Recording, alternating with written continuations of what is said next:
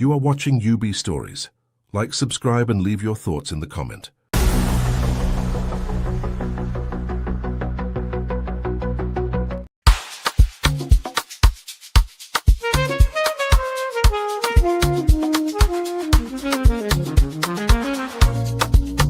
Yeah.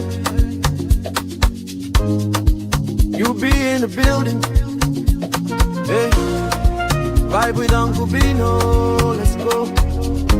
Now happy hour things, you know. Hang out with you, babe. It's our vibe tonight. Hey, laugh and learn. We're shining bright. Oh yeah. You be stories, life lessons time. Hey, on the Uncle Beno show, everything feels right. From the streets to the world, we talk real talk. Vibes on the beat make the whole place rock. Happy hour flow with the smiles non-stop. Sip and chill with you, be the energy on top. You be stories dropping them every day. Wisdom for life, the African way. From the grind to the glory, hear what we say. Tune in now, don't delay. Hang out with you, be it's a vibe tonight. Hey, laugh and learn, we're shining bright. Oh yeah, you be stories, life lessons time. On the Uncle Beno show, everything feels right. Join the sister circle. Oh, what a scene. CC Inca, honey, baby, and I'll be so clean. Talk love, talk life, talk dreams supreme. Empowerment vibes, like a royal queen team. Apollo Sunday school when the beat gets low. A moment of reflection, let the spirit flow. Men of God speaking wisdom, you should know. Faith and vibes on the Uncle Beno show. Hang out with you, be come catch that light. Oh yeah, you be stories, keep your heart so bright. Yeah, join the sister circle, feel that fire. Oh yeah, Sunday school for your soul so right. You be nation, we rise together. Love and vibe forever. Uncle Beno show. Yeah, we outside.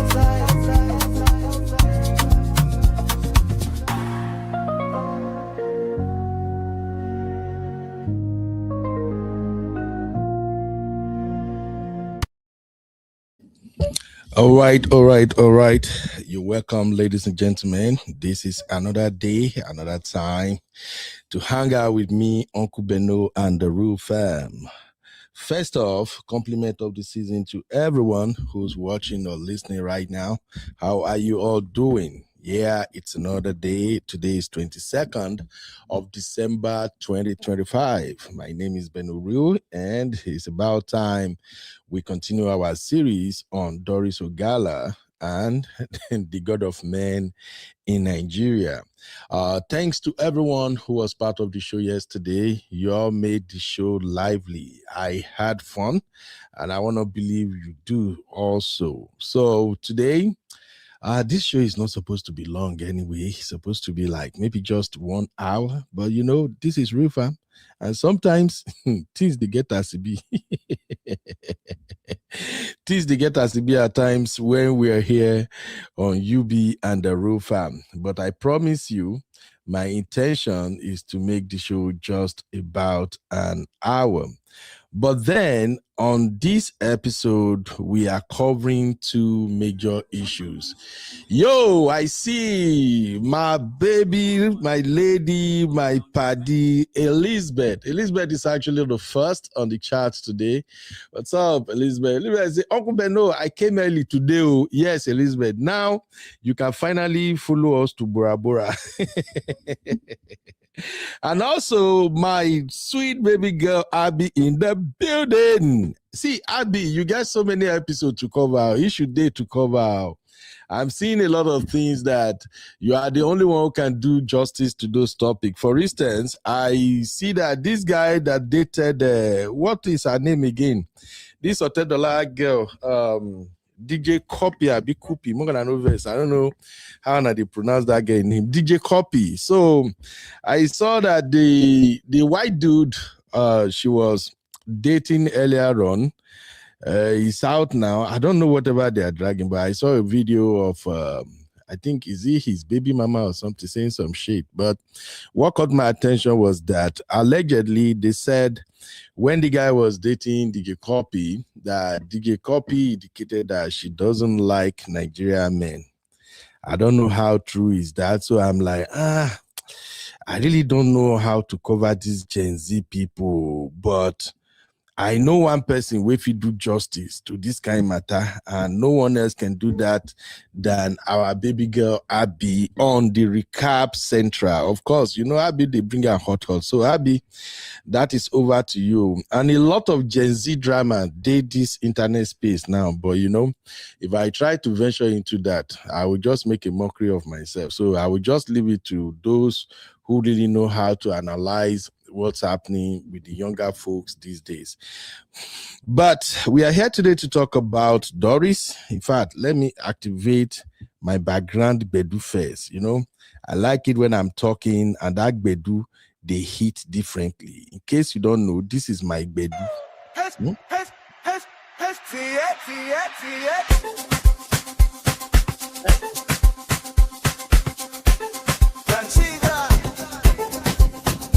Oh, why? Let me know if you like this Bedu. Tell me if you like this Bedu. You know, in these days of AI, you can become whatever you want to become. So I'm gradually becoming a music producer. And any soundtracks you hear on this channel is actually created by me. All right, so we're going to talk about Doris Ogala, and we're going to give a lot of credit to those who actually made this possible. So first off, I'm going to thank Auntie Aduni. Auntie Aduni made a series of calls, and I think she's really a mom, a sister, an auntie to be respected. So shout out to Auntie Aduni. After Auntie Aduni, I want to give a big shout out to our brother, my own brother. For those who don't know, Sowore and myself, we're actually from the same local government area. And I'm beginning to see Sowore in a different light. Let's just be candid. I've always liked him, though. The only thing I do not like about him is his political style. I don't like how he plays politics, but when it comes to being a man of principle and a man of integrity, I think over the years, Sowore have shown that. And if for anything at all, Sowore has demonstrated over and over again that he's really a man of the people. In fact, when it comes to standing for those who has no voice, you know, making significant changes when it matters, especially in a country like Nigeria where all these cabals have hijacked the entire nation, Sowore is doing an amazing job. And I've lost count of how many helpless people Sowore had used his influence, his connection, and his sagacity to actually rescue out of trouble. And in the case of this Doris Ogala, Sowore has yet demonstrated that he's truly a man of the people. So, do me a favor, let us drop some flowers emoji for Sowore, please. Let's give him his flowers. Sowore really tried, because all the news I read this morning, Sowore name kept coming up that he played a pivotal role. So please help me appreciate my brother Sowore. I can't see the flowers now. Where the flowers? Come on. Just check your phone. You go see emoji will be like flower or love. Just drop it for Sowore. It's not easy. You know, some of us, we can be on this social media space and analyze issues, discuss, you know, talk about some critical issues, how it affects our people, and how our people are supposed to be set free, supposed to be liberated. But at the end of the day, for those of us who live in the diaspora, we really can't do much, okay? So, but for those on the ground who are really making the stride, let us appreciate them. So please give Sowore his flowers. Now, after Sowore, I also want us to appreciate my brother, my paddy, my own paddy, where I don't even understand where I deal with, but I've always appreciated his work. Very dark man, yes. very, very dark black man. For those who don't know very dark man, make I find one of his image, may I show you, because since our channel is international, I think it's about time we begin to introduce the international community to some of the unsung heroes we have in Nigeria. Now, whether we want to accept it or not, Very Dark Man has become an household name. This guy came from the street. He's on the ground, like he always said proudly. Very Dark Man is on the ground, but whether we're going to accept it or not, Very Dark Man has really created a name for himself, and he has proven time and time again that he don't care anybody we want follow. He go follow the person, bomber to bomber. So please help me appreciate Very Dark Man too, because in the release of Doris Ogala, the show we did yesterday, I actually played the video of Very Dark Man where he threatened that if Doris is not released by Tuesday, hell will broke loose. So I think the combination of all that culminated into why Doris' release was secured today. So please help me give Very Dark Man his flower too. Let's give him his flower. Now, Very Dark Man is also into some shenanigans. Sometimes he went after people he shouldn't be chasing clout with, but you know, he's human. He's doing his thing. But so far, he showed up when it matters. Let's give him his flower. So, when I no drop flower for my guy, we go fight too. If I no give my guy flower, I no go bora bora.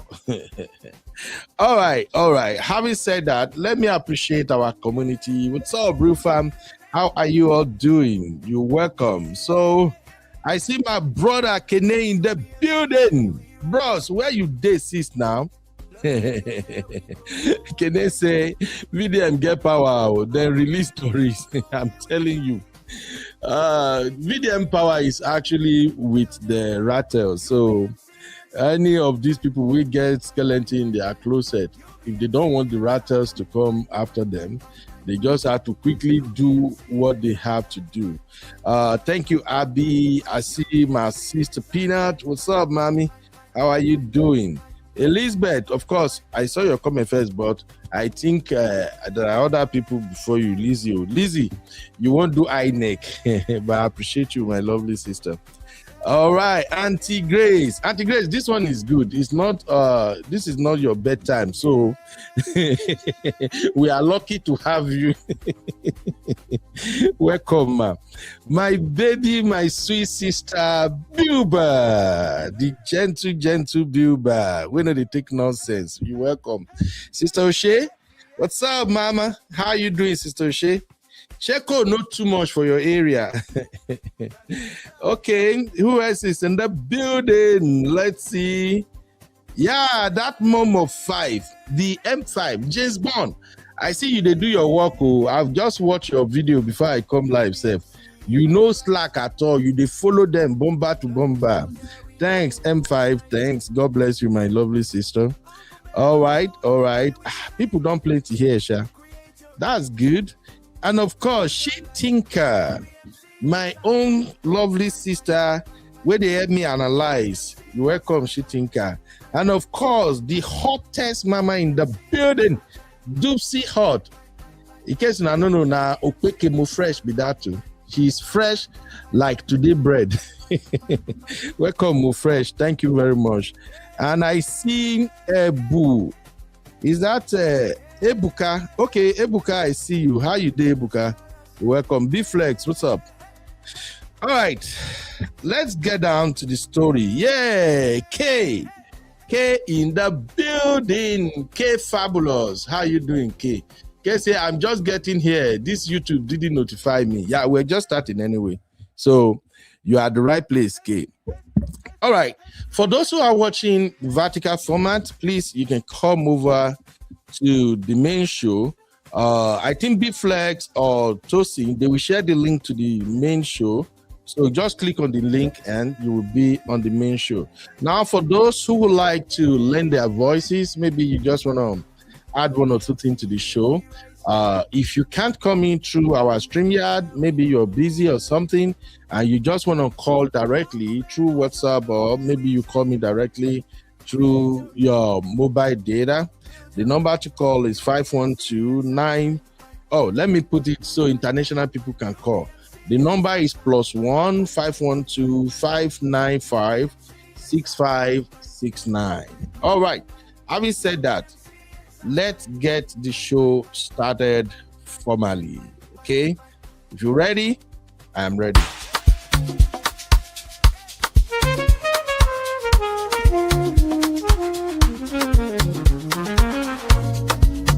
Yeah. You be in the building. Hey, vibe with Uncle Bino. Let's go. Now happy hour things, you know. Hang out with you, babe. It's our vibe tonight. Hey.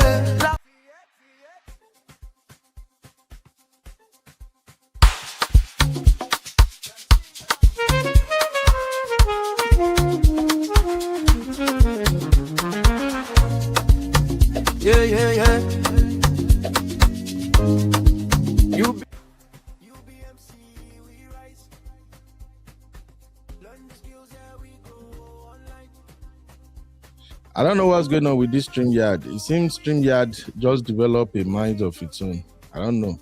Plenty of people, they go live around this time anyway. So let's talk about Doris Ogala release. And I'm just going to furnish you with the information I have on my table.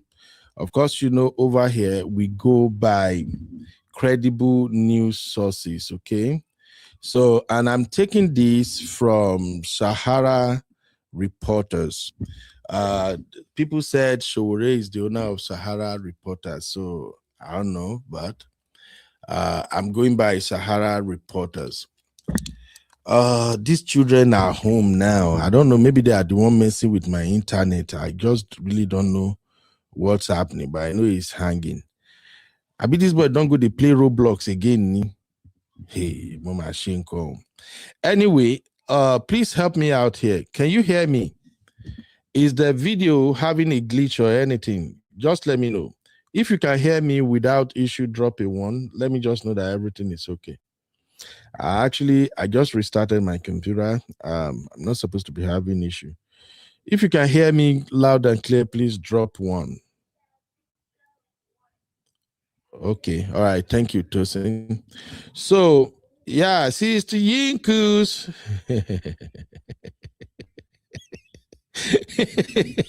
Sister Yinka, may we never carry these children, wahala. May we never carry them come our table today. Don't be smarty.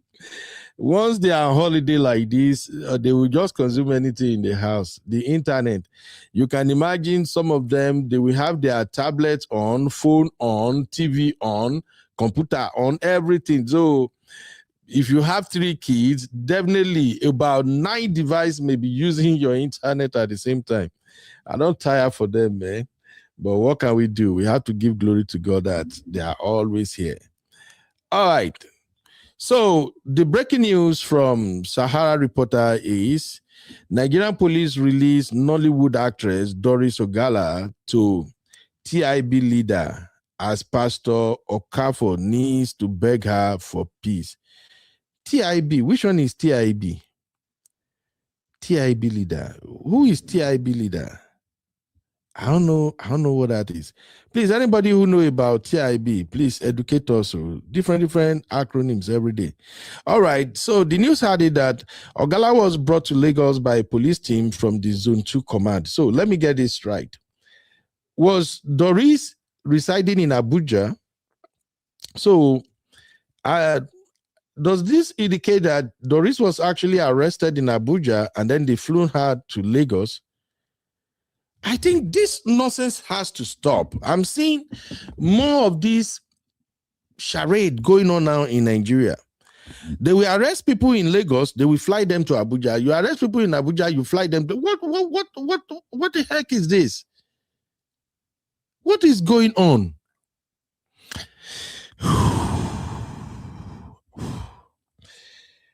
Oh, man. We have a long way to go in Nigeria, honestly, but let me still give you the report. So, the Nigerian police force has released Nollywood actress Doris Ogala in Lagos after rearresting her in Abuja shortly following her bail, SaharaReporters has learned. Wow. So she was arrested, granted bail, and then rearrested. Drama shall never end. So Ogala was brought to Lagos by a police team from the Zone 2 command. The incident reportedly escalated when Ogala's lawyer, Masha Abubakar, attempted to document the police actions. Sources said officials violently attacked Abubakar, seized his phones, and accompanied Ogala on a flight to Lagos. SaharaReporters learned that a Take It Back movement. Oh, so that's the TIB. A Take It Back movement coordinator, Jamiu Towolawi, aka Jamo, secured the actress release by getting her bailed. Following her release, Pastor Chris Okafor of the Mountain of Liberation and Miracle Ministry, also known as Grace Nation Liberation City, met with the actress and urged her to allow peace to prevail. SaharaReporters learned that Okafor appealed for reconciliation and pleaded for an end to further hostilities. Today, a Take It Back leader, Jamiu Towolawi, aka Jamo, arrived at its Zone 2 command to demand Ogala's immediate release, a source private to the information to SaharaReporters. Dramatically, Pastor Chris Okafor, who was at the center of her arrest and controversy, arrived at Onika and pleaded with her to allow peace to reign. It was obvious her arrest was instigated to bully her, and upon seeing she is refusing to back down, the pastor fell flat on his knees and begged. I think I need to emphasize that again. In fact, let me take a screenshot for reference sake. Yeah, there we go. All right. In fact, let me take a bigger screenshot because we're going to come back to this. I'm going to need the roofer to give me their take on that. So I'll take it again. It says, dramatically, Pastor Chris Okafor, who was at the center of her arrest and controversy, arrived at Onika and pleaded with her to allow peace to reign. It was obvious her arrest was instigated to bully her, and upon seeing she's refusing to back down, the pastor fell flat on his knees and begged. The pastor spent close to an hour in a closed-door meeting with Ms. Ogala in private. They met in a secluded space devoid of third parties. After their peace meeting, the police released her to go on health grounds. Really? With Chamo serving as shorty. The police also released the 2 phones seized from lawyer Masha Abubakar after the actress was released in Lagos, asking that the arrest video should be deleted as they couldn't access the phones. But the TIB coordinator rejected the condition, and the police later let Ogala leave, the source added. Now, here is the background.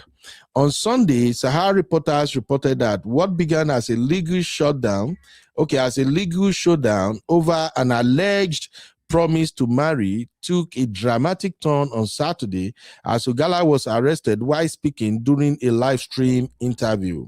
The unexpected development played out in real time when the program host suddenly interrupted the conversation to ask, "The police are in your house?" Ogala replied, "Yes, the police are in my house." The arrest came amid a flurry of allegations made by the actress against Pastor Okafor, whom she had formally accused days earlier of breaching a promise to marry her. On Friday, The actress shared a post that appeared to show Okafor in a private setting. The post was later deleted. The image depicted a man topless and wrapped in a towel at the waist inside a bedroom. She claimed it was his bedroom, alleged he had just engaged in sex, and warned that they would soon release the full video. Last week, Ogala, through her lawyers, Synergy Law Partners, issued a demand letter dated December 16, 2025, seeking 1 billion naira in aggravated damages from Pastor Okafor over what her legal team described as a broken marital commitment. Wait, I need to drink water. These women. Wait.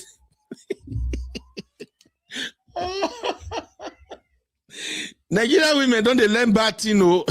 I go talk. Make anybody no beg me. I must talk. Nigerian women, when I don't they learn bad thing, no. Hey, how would you sue somebody for 1 billion over marriage?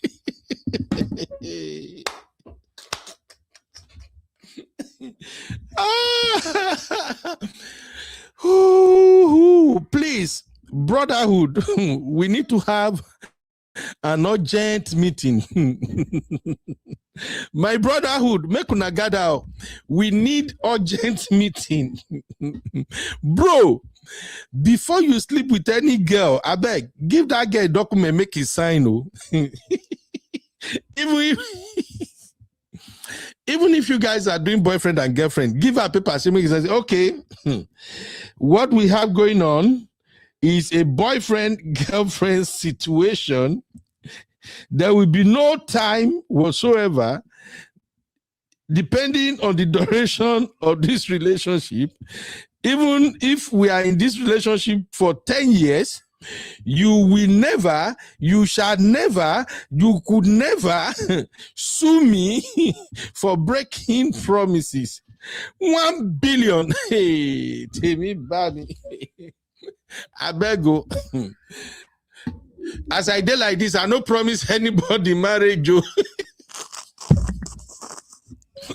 I'm a married man. No.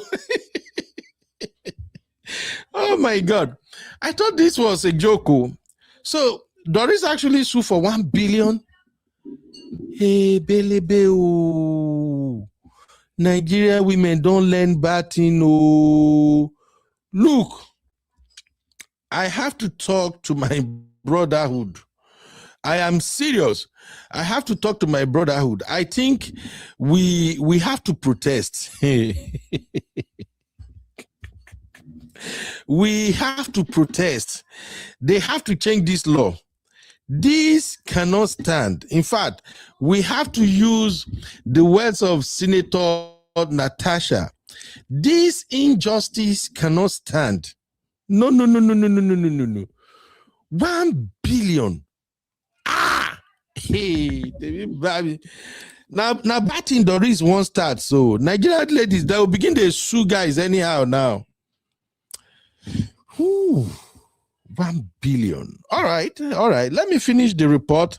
Make una no verse. That 1 billion just shocked me. So I'll take that paragraph again. It says, last week, Ogala, through her lawyers, Synergy Law Partners, issued a demand letter dated December 16, 2025, seeking 1 billion in aggravated damages from Pastor Okafor over what her legal team described as a broken marital commitment.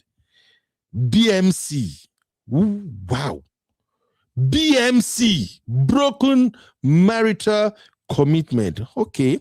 The letter addressed to the cleric at his Ojodu Burger residence warned.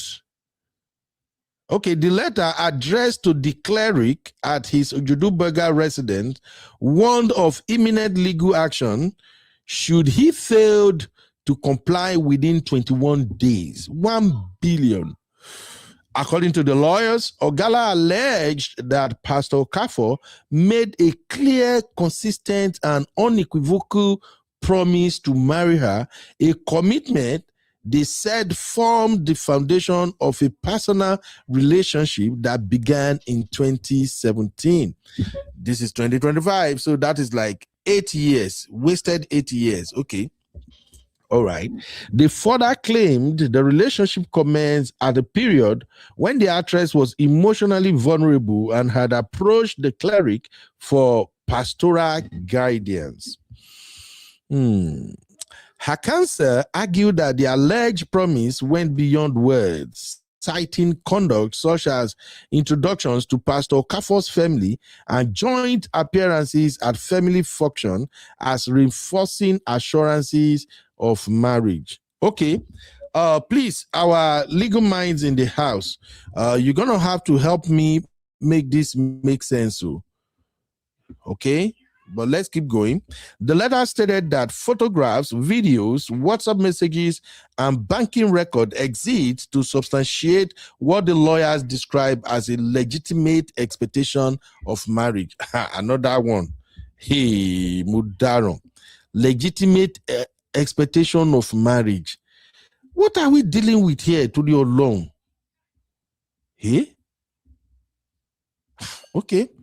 Ogala also alleged that she acted to her detriment in reliance on the promise, taking what her lawyers characterize as irreversible steps based on assurances of marital commitment. Why is this assurance of marital commitment keep coming up over and over again? Okay. Among these actions, the letter claims she exited a troubled marriage and abandoned any prospect of reconciliation because of the security she believed the promised union offered. The actress further alleged that she entrusted Pastor Okafor with 45 million naira in a single transaction and granted him access to her financial affairs on the strength of the relationship and the promise of marriage. While acknowledging that marriage cannot be compelled, her lawyers argued that the law provides remedies for breach of promise and aggravated harm.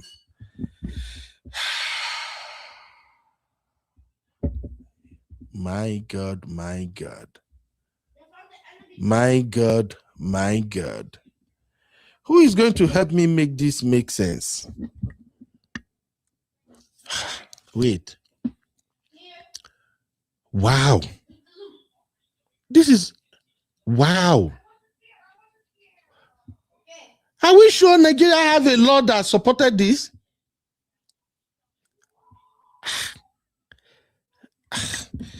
Wait. I know stuff like this is a thing in places like the United States, UK, maybe some part of Europe, but in Africa, Nigeria for that matter, somebody wake me up from my slumber, I beg. We don't have a law like this in Nigeria. Where is this coming from?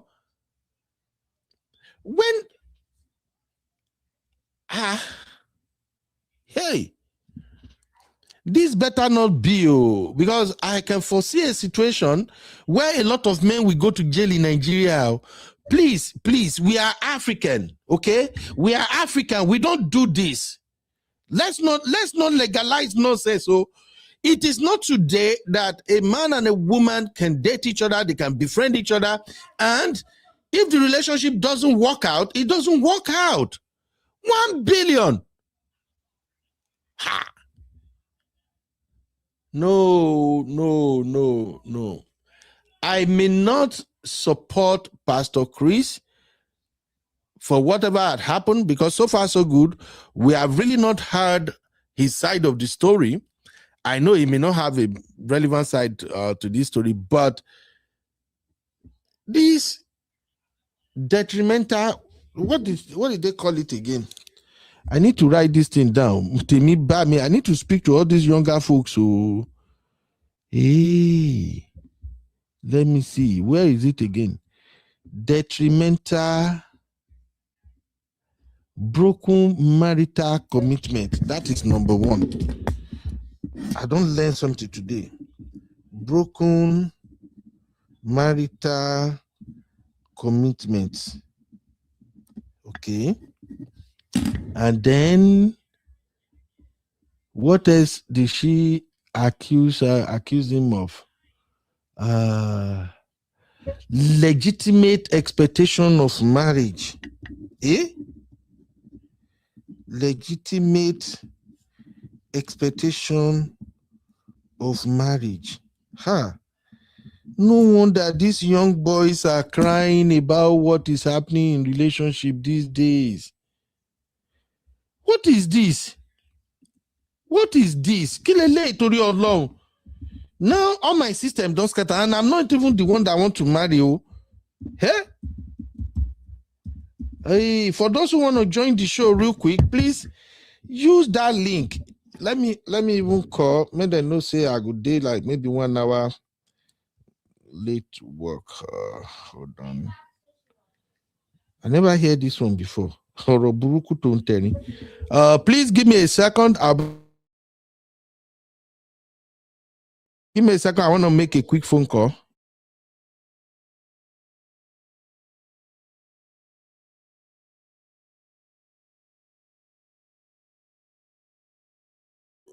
If you want to join this show, kindly use the link, or you can call our studio number.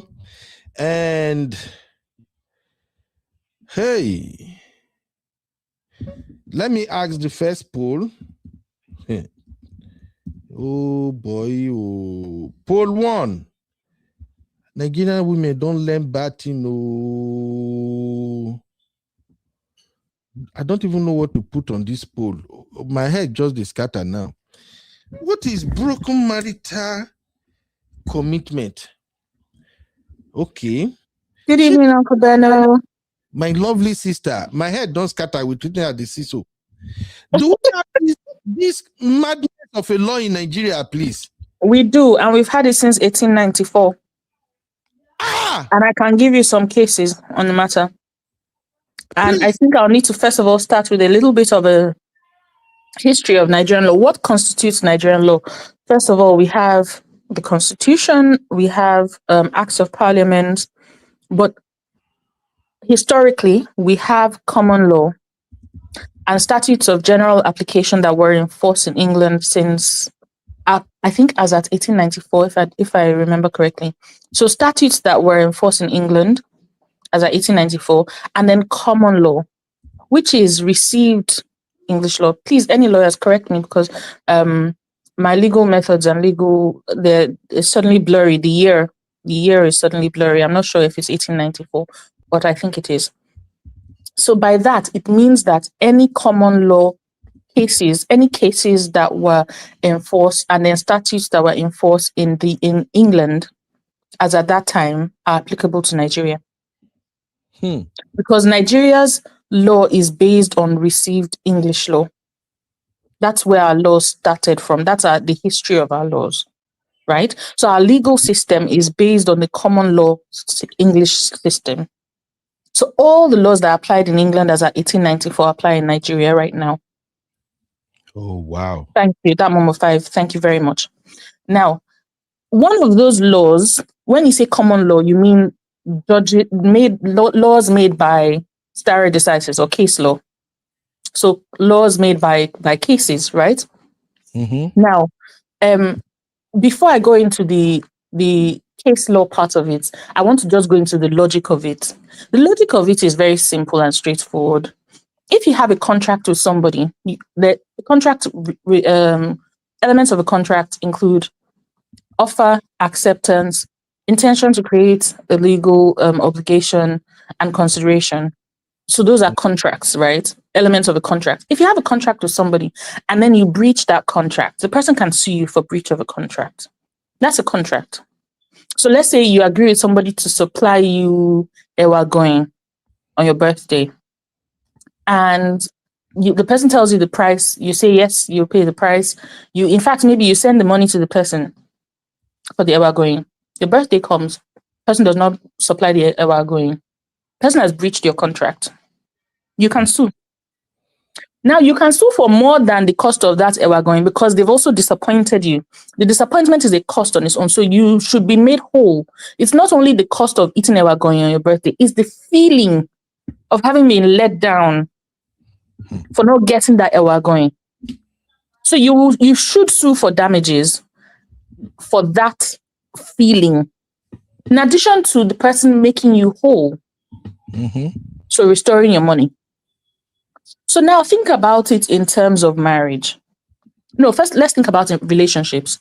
A man can approach a woman for friendship, intimate friendship, without using the words marriage and promising marriage, just by his good character, his charm.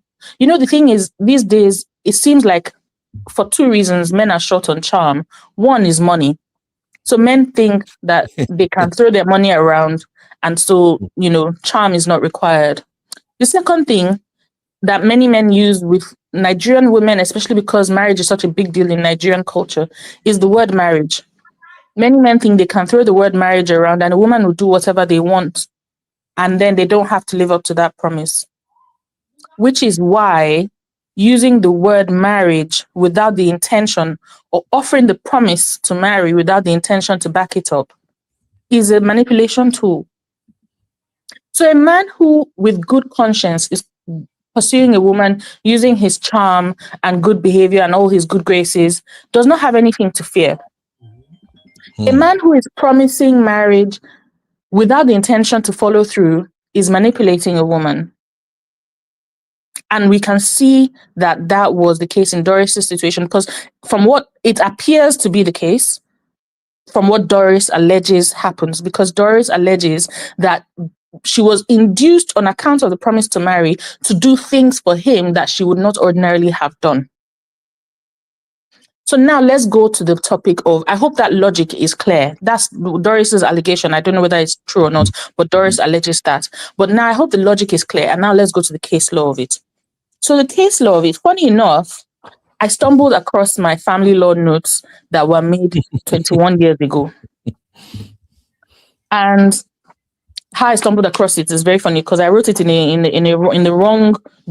a journal rather than in a notebook. And so I was looking at my old journals recently and I stumbled across it. So now the two things that you must prove is that there was the promise failed, and then you need to show evidence. And the evidence is, there needs to be corroboratory evidence. So somebody needs to have seen that there was that promise. And then there needs to be evidence of, so I'll call it circumstantial evidence. I'm not sure if that's the correct word to use in this situation, because evidence of things associated with marriage in that relationship need to be shown. And if such things like taking you to the person's parents, attending functions together as a couple, and on top of that, now you can attend functions with your girlfriend without having made a promise to marry, and that's not a problem. But if you made a promise to marry somebody heard you, or people were aware of that promise to marry, and then you took the person to functions and you attended as a couple, and you took the person to your parents and your person, which are the things that Doris alleges, all of those constitute reasonable expectation for the person to think you're going to marry them, and reasonable expectation for the person to go out of their way to do things for you on the assumption that this is a marital union. Because a woman that does not think a union is a marital one is not going to pull out the stops in terms of bending over backwards and going out of her way for a man. She's going to reserve some things. Okay. And many men know that. And so two cases, sorry, Uncle Benno, you can carry on. No, just finish. Okay. I just have a quick question. Two cases that people can look at are number one, Besseker and Stern, and number two, Wildman and Wolcott. In Nigeria? They apply to Nigeria. Whether or not they were litigated in Nigeria, they apply to Nigeria. Okay, I'm not a lawyer. I don't really have a good basis to argue that. But this is what I wanted to ask real quick. We have Auntie Grace and Uncle Dayo in the building also. But I quickly want to ask this. What if the man has reasonable reason for not wanting to marry her? Well, he can adduce his reasons, and maybe that would be his defense. Because if he says, for instance, she did something to constitute, to make him feel that this was unsafe, that would all be argued before a judge. I don't know, what the situation would be. But then again, the man would have to prove that he knew those things after he made the promise. Okay. He didn't know those things before he made the promise. So this would all be, these are matters of fact, not law. So the judge will decide on the preponderance of evidence before them. And that just means balancing the matter. So because this doesn't have to be proven with beyond reasonable doubt, it just needs to be on the balance of probability. So the judge will look and say, okay, when did you find out that, let's say you're saying the woman has let's say she lied to you about her age. Is that really a reason for you to say you don't want to marry her anymore? Does that make sense? Did you, the real age, was it within the ballpark of the lied to age? Okay, let's say now it is that you found out she was already married to somebody else. Of course, that's a great defense. Okay, if I'm going to play devil's advocate, what if Pastor Chris argue that Doris has criminal tendencies? Well, what does he? I don't think that's a solid reason without adducing evidence of what he categorizes as criminal tendencies and actions that show she has criminal tendencies that were committed after he made the promise to marry. Doris said it herself. All those times she says she's helping them to nullify cases, destroy cases, getting money, working with prophets and all of that. A reasonable man should know that this is not a woman you want to be married to. But so a reasonable judge will say that the woman is only doing that because her husband-to-be is asking her to do it. She wouldn't do it otherwise. But that borders on morality. Even if the husband asks her to do it, as somebody who has morals, she should have rejected. Well, the question is not whether or not she has morals. The question is, why is he asking her to? That means she has now become an agent of his, because it even makes it worse. Because now there's now a principal and agent situation. She's acting in his capacity. But he can claim she offered to help. It happens all the time. When two people are dating and the man is in trouble, the woman can willingly say, okay, babe, let me help you. Let me help you out this way. Oh, I can do this for you. I don't make them want to not just bring this to Nigeria. Uncle Beno, the thing don't enter Nigeria since Adam was a schoolboy, not be today. Okay. Uncle Beno. Yes, ma, they come, ma, no verse, ma. Fresh starter, my lovely sister Oyinda said, did he pay her bride price? Maybe that's the foundation of the lawsuit. Bride price were not paid. Showing up actual marriage in customary law. The paying of the bride price is the marriage in customary law. So that's not even a promise. That has actually legalized the marriage under customary law. But we're talking about the promise. So we have not even gotten to bride price. Is still is already a concrete thing. The thing about it is that a man knows that if he tells a woman, I will marry you, there are things that women are resourceful. They are very, very, very resourceful. And men know that when they promise marriage to a woman, the woman would, there are things, because she will think she's in partnership with you. So she begins to protect you the way she protects herself. And a woman is a nurturer. And the courts know that puts the woman on the back foot. Okay. And men who utilize this to manipulate women should pay damages for it. Wow.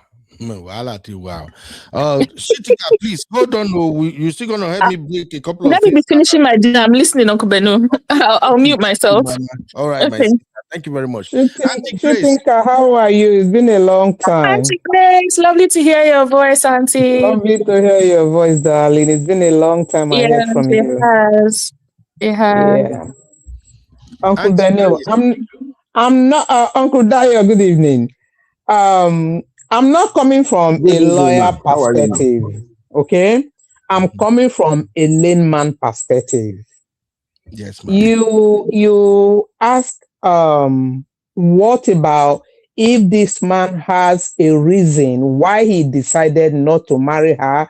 Maybe because she has some criminal tendency or whatever. At what stage did he notice this? How can you keep somebody who you think is harmful to you for 7 years? Why have you not ended that relationship all the while? If that is what the problem is.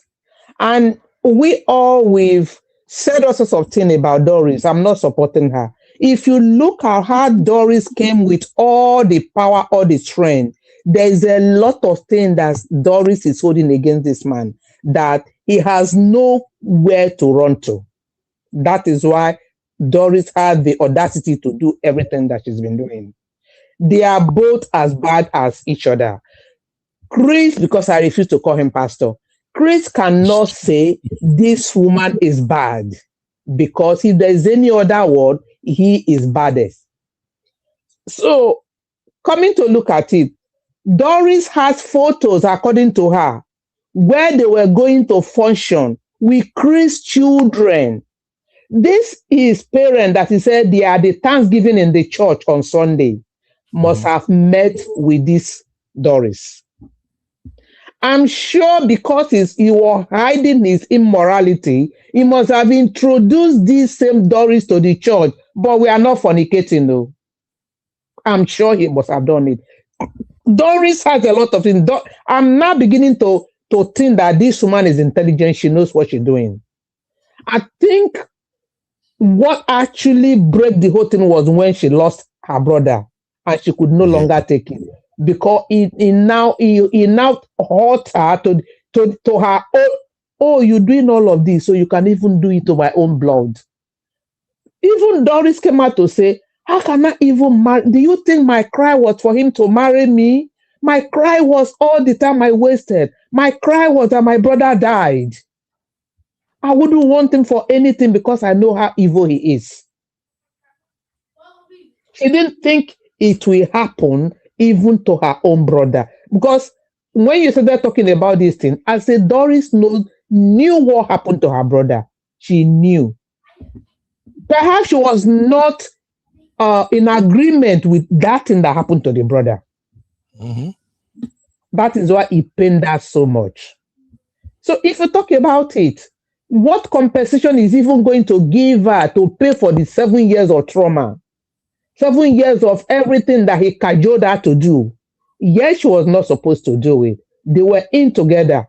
This man has no base at all. You talked about whether we're recognizing the law, we're not recognizing the law. The law has always been there, like Bifle said. It's just that in Nigeria, they don't follow laws. They don't do nothing about laws. Auntie Grace, so this law, with this law, Auntie Grace. Yes, This that's what I say. I'm not coming from the law aspect of it. From a layman perspective, all the scammer pastors should pay from their teeth. Perhaps Doris know the area that he makes his money from. Doris know his word. Doris know how. Do you think this like their money is just only tithe and offering? Yeah, perhaps they're even using people to make money. Grace. Doris know what allegedly. Doris know how he makes his money. Doris know what he wants. Doris know that he can pay this money. Doris know what she means, what they promise her, what she could have gotten from all of this. Let Doris to talk. They say he knelt down, he was begging. He has not started begging, no. He will roll on the floor. He will roll in the mud. Wala day. Auntie Grace, thank Please, you. Do not even defend your gender with this, because these are for scammer pastors. This is not for your gender at all. Hey, Auntie Grace, no, but the reason I'm pleading now because of my gender, be say Nigerian women, they sabi learn batting quick before you know. They will learn so that the men to let the men learn. So that when you are, you've been saying it here. Say if you're in a relationship, 2-3 years max. If you find something wrong, don't even stay to 2-3 years. Let them go. I think somebody posted something at the backstage today where somebody was asked. I actually thought that is content they were creating, came to ask the girl, what is the secret that you have known that this your boyfriend doesn't know? He said, I slept with my boyfriend's father. I was the one that posted it. I was the one that posted it. I actually thought that this is a content, but I wouldn't use my face to do that kind of content. That was crazy, right? The things that people can do. If actually she did it, she won't come on camera and start saying it. I was actually saying there are a group of people who create content. Maybe that man maybe she's a wife to that man. Otherwise, I won't create such a horrible content. Doris know what that man is into. He know what that man is worth. He know that if that man does not pay, he will pay from his teeth. Let him enjoy this marriage. Please, I have a question, please. Go on. I have a question, please, Uncle Beno. Yes, sir. I want to do a little pushback. Not really a pushback, but just to balance it out. Number one, Auntie Grace, if you have a brother that is in a relationship with a woman, he loves that woman. You know, sometimes at the beginning of every relationship, you will like yourself, but by the time you now get into courtship, you're not beginning to realize that the woman that you thought is a saint, all of a sudden is not misbehaving somehow. Then sometime along that courtship period, you now change your mind about marrying. Of course, initially you say, "Oh, I like you, we are going to get married," but during courtship, you realize that there are some things that she does that you cannot tolerate. So you now decide to change your mind. Yeah. What Uncle Benny is trying to say is that in Nigeria, if this narrative is pushed further than this, every girl that you say that wanted to marry before, but all of a sudden you realize that she's not being truthful, or maybe Uncle Dayo, let me answer that question. Let me answer the question. She not start suing you. Let me answer the question. Let me answer the question because Uncle Ben asked, what of if Chris said, I have a reason why I don't want to marry her?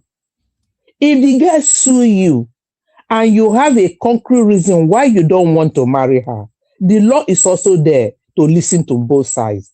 If the law knows that you are not the one who introduced her to those evil, you are not the one who is making her to do those evil, she came in with this whatever that you didn't know about, the law will also defend you.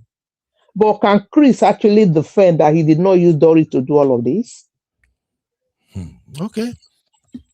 As a Grace, it's not about what she used her to. I mean, what he used her to do. It's about as men. Let me quickly clarify this because some other single guys out there, they may be listening or they may be watching us.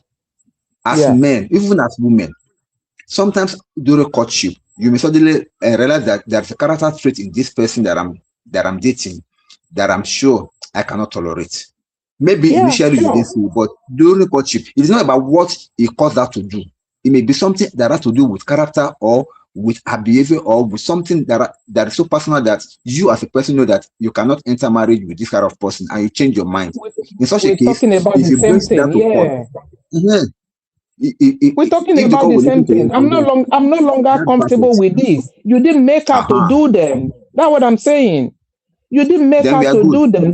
The law will listen to both of you. But in this case, Chris and Doris were into the same atrocity. That's what I'm saying. If you discover something that you cannot cope with and she takes you to the law, you can defend yourself by bringing this. I argue, I asked her, we tried to sort it. I couldn't cope with it. Did we not? You understand? Yeah, thank you, Auntie Grace. Thank you, Uncle Dayo. Let me add to Auntie Grace's response. Auntie Grace's response is spot on. What the law says about character evidence is this. If the potential groom says it's something that has to do with the potential bride's character that makes him no longer want to marry her. The thing about character evidence is that once you adduce evidence of the other party's character, your own character is open to scrutiny. Absolutely. So she will now begin to say, for instance, if he says it's because she has criminal tendencies, she can then that has opened the floodgates for her to say, he is the one that sent me to do X, Y, Z. These are the these are the things that show the conversations that we had where he asked me to do X, Y, Z. And this and that and the other are the things that he does in his private time. So his character should not be the reason, or my character should not be the reason. Because if anything, we go together real bad. Birds of a feather flock together. So we're both horrible and we should still get married. even you shitting guy, you are laughing. okay now. Oh, the funny thing is that's how human behavior is. When people it's like Connie man die, Connie man bury him. You want to now show somebody Pepe that, oh, your character is not worth me marrying. You that you're complaining, do you have good character? Somehow. Uncle Benu, you have seen everything about this Pastor Chris, Dr. Chris, Chris, and you still see somehow. It's still all allegedly. Until Chris speak, we are only hearing one side of the story. No, you're right. It's all allegedly. It's all alleged.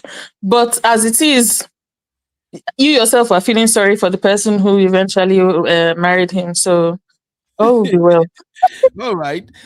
Before we move on, let's hear, because since they involve Rattle King in this matter, I knew it. I know say water go soon pass Gary. Doris and Pastor Chris might have knelt down and begged Doris for over 1 hour.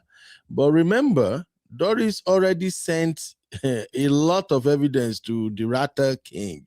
And I know the Rattle King may not sit on it. So, Very Dark Man is speaking already. Thank you, Mom of Five, for sharing this video at the backstage real quick. So, let us hear what Very Dark Man has got to say. Okay? So, maybe those secrets will begin to reveal themselves small. Give me just a second.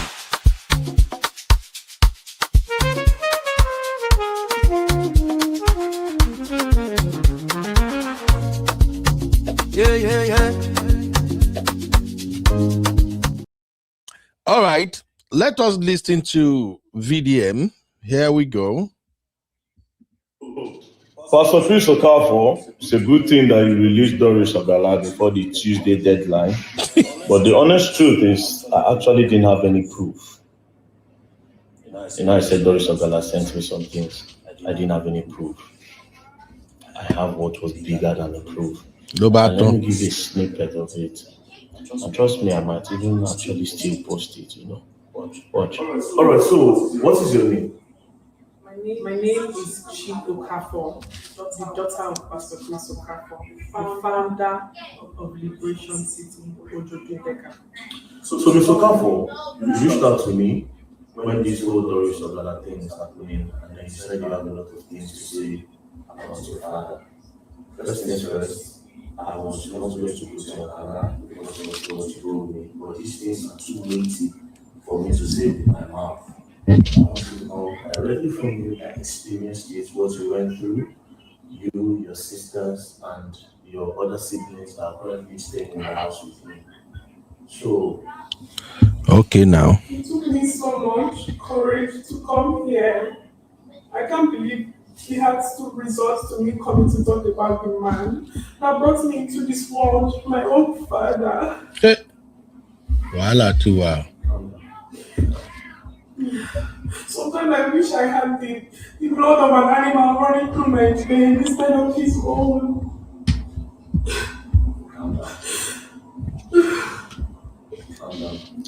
Voila, don't do. Hey. Praise and by Margaret. God is a merciful God. Because when I see him still climbing on that altar to preach, considering the things that he does to us, his daughters, before and after he climbs the altar. Voila. When you're crying, you cannot give you the as to what you are saying. Nobody really understand. I mean, you've told me about it, so I can understand why you're crying, but you just have to not cry so that the people can hear what you have to say. I understand that it's a traumatic experience. What you witnessed, what was done to you.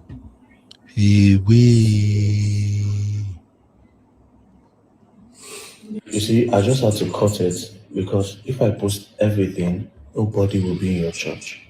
Hey! And like she said, I don't even know how you still stand on the altar to preach. Thinking about everything I experienced that she shared, the testimony from your other daughter in Canada, the other one, you are a beast, to say the least. But may God forgive you. May God forgive you. May God forgive you. I might have to post everything because I don't know if I can hold it. The world needs to know who you are. Oh. All right, so Pastor Chris Okafor, it's a good thing that you released Doris. Oh, let me find one comment here. I think somebody, is this Sister Yolanda? Somebody said earlier on that the best thing for Pastor Chris is to settle Doris sharp. But this is not only Doris again now. Auntie Grace, how did you read my mind? This one don't pass Doris. See, now the worst person to send evidence. Very dark man. He don't buy market forever. This guy don't make himself the police of the people. And he's really acting the police of the people. Wow. Very dark man will not take 30 million. No, he'll not take 1 billion. So what's he gonna do? Doris will take money and be silent, but very dark man will not. This is the comment I was looking for. Sister Yolanda said, if Pastor Chris have any common sense and he wants to keep his church, he should settle out of court. Some serious secrets will come out. See, I swear, very dark man go release this thing. Yesterday's show, when I started, during my monologue, I said, powerful people usually get away with a lot of stuff. They get away with so many things. People have influence, they got connection, they got money. They get away with so many things. But the popular saying, power corrupt and absolute power corrupt absolutely, holds here. Powerful people always, they usually the one who brought themselves down because they tend to make mistake at the end of the day. From everything I've read so far, thank God SaharaReporters documented everything. Pastor Chris, all he should have done was to go and meet Doris in Abuja, pay her, settle whatever you want to do, let the case die down. But you see, when people believe that they are powerful, they know they listen to nothing. That arrest was a wrong move. Now the arrest is now opening a lot of Pandora boxes now. Very dark man. If my daughter be that, it don't finish. And I remember I said this yesterday that before daughters turn against their dad, it take a while. I don't know, Uncle Dayo and Auntie Grace, you not get better knowledge than me in this area. You are correct, sir. You are correct. Definitely, you are right.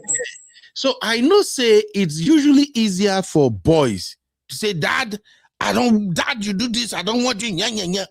But daughter will still like, hey, Daddy, let's do it. But once it get to a point where your daughter say, Dad, I don't want to deal with you, you are a mess. It don't finish with that. And daughters don't get to that conclusion so easily.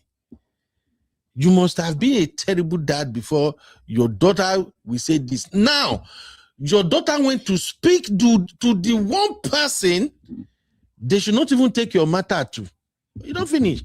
Let me hear from our panelists. Uncle Dayo, Abby is in the building too. Abby, do you want to add anything before we move on?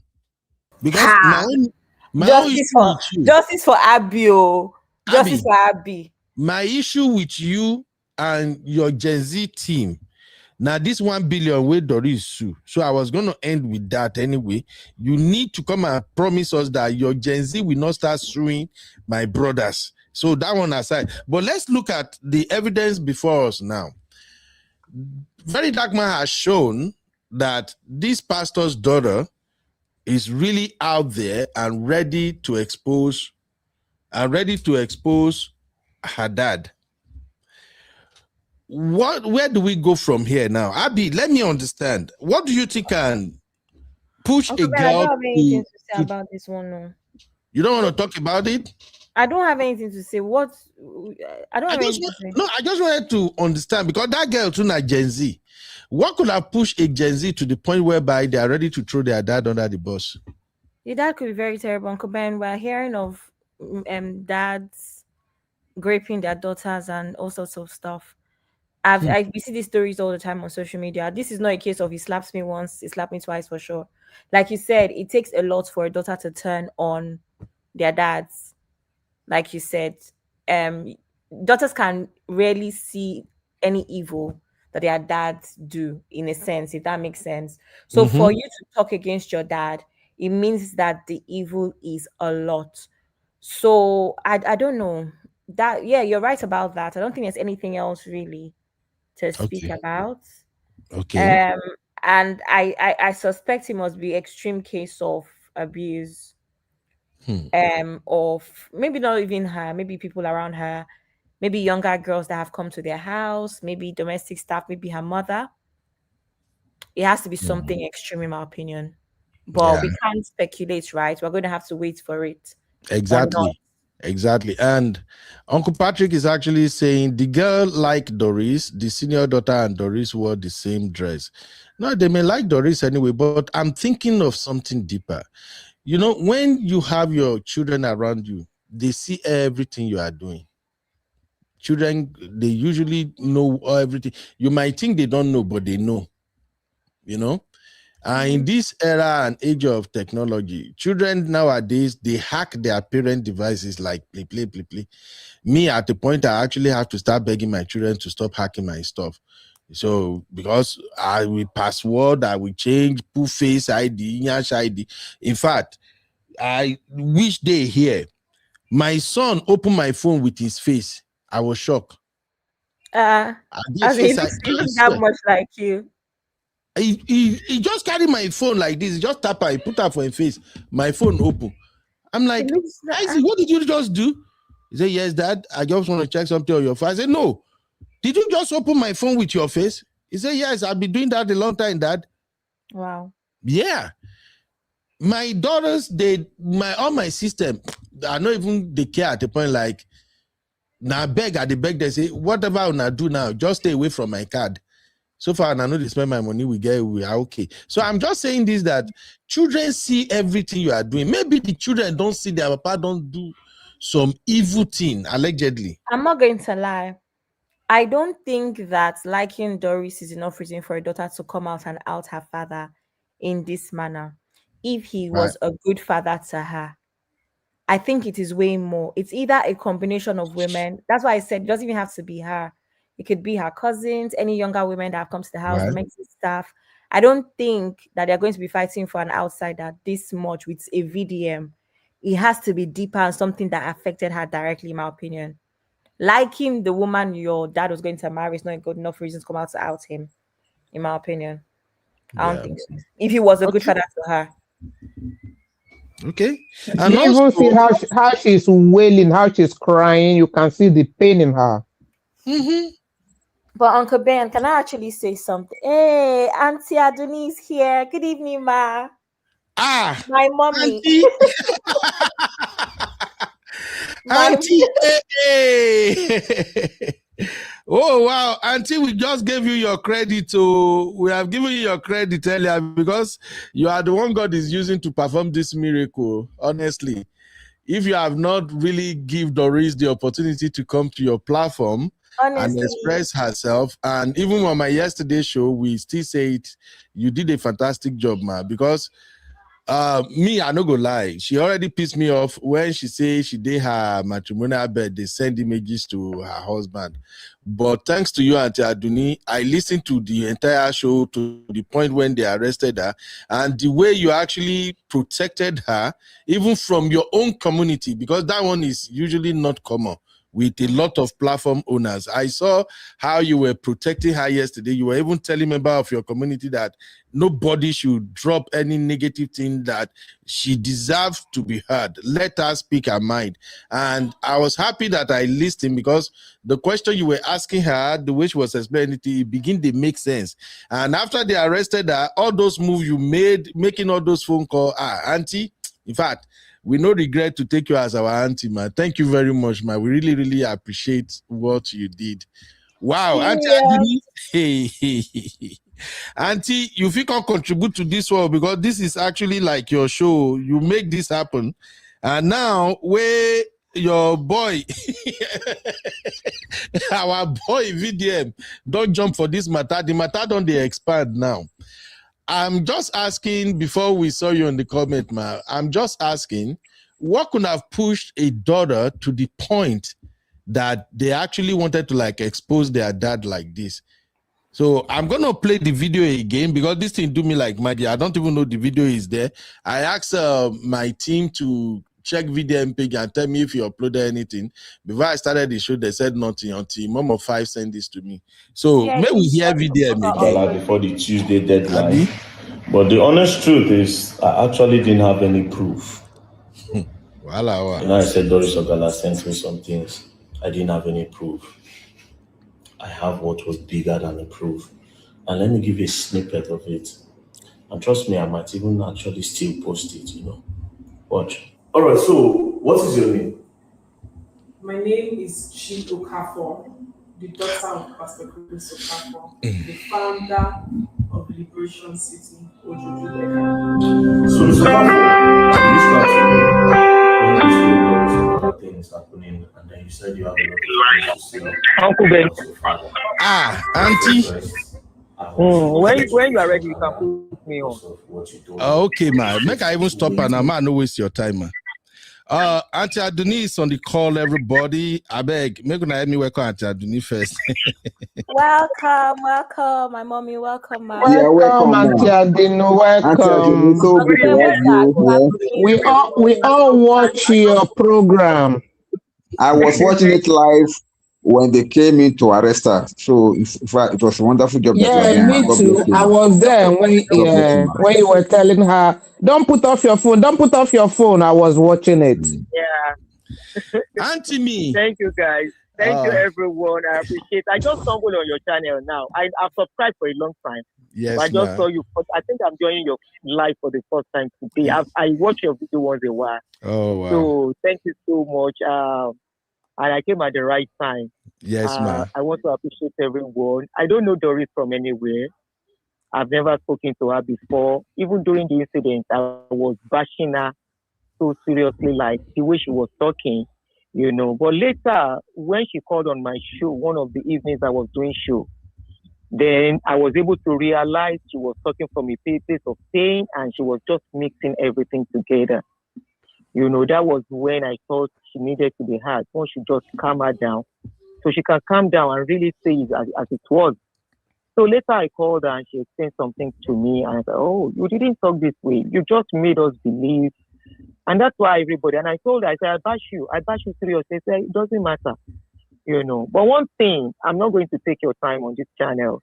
No, shout out to Happy, shout out to Reading Town, shout out to that Mom of 5. I see you all and everyone on this channel. So I was reluctant to even bring her on board, but she came on board and eventually did, and I was so glad that show happened that day. Many people have disappeared through this means, and their families will be looking for them, and that will be it.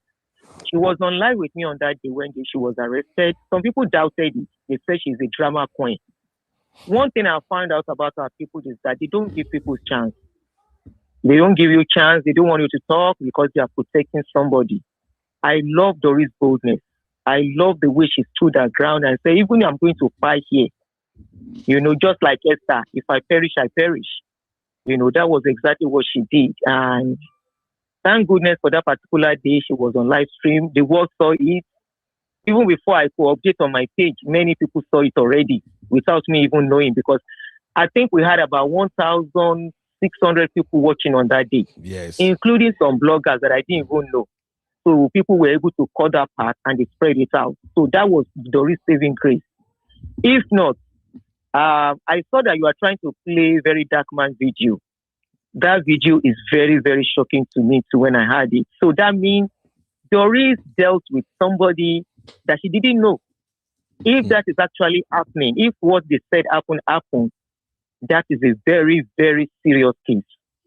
I listened to it, so I played it on my channel, and I will tell you, I'm yet to get out of the shock, because the girl mentioned not only her, she mentioned her siblings, the one in Canada. I'm like, what? Are you kidding me? Your own children? When I was doing live stream yesterday, there was a lady who kept mentioning that there are so many other ladies that it's just shame. The way people will shame them that they can't come out, And this is how people will continue to do wickedness, because we don't allow people to talk. Exactly. Please, I want to just beg people, let's allow people to speak. You don't know, they might be saving your own family tomorrow. They might be saving somebody close to you. They might be saving your children tomorrow. This is what has helped this country, that all of us are hiding ourselves. They allow people to talk. They give them shoulder to lean on. They give them that voice when that voice is going down, by giving them courage and support. Let's listen to them. Even if they are false, let us listen. Let us allow them to speak. Look at what the power of social media has done for us. And they had no choice than to let her go.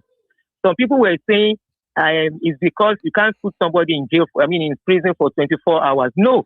Harrison was kept with police for more than 2 weeks and nothing was done. Nobody could bail him out of anything. They wanted to bail him out. They didn't allow them.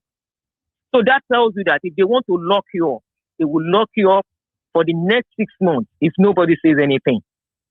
So the voice of the public has helped Doris to be out. Are we saying Doris is a saint? No. Are we saying she's totally bad? No. What we are saying is that she deserves to be heard. She deserves to be listened to. She was the one who walked the walk and went through what she went through. So this is why we should allow people to tell their story and we listen. Then we can now make conclusion from there. And I'm not saying everybody should be on the part of somebody. No. It's okay to have your opinion. It's okay to be not to buy the story.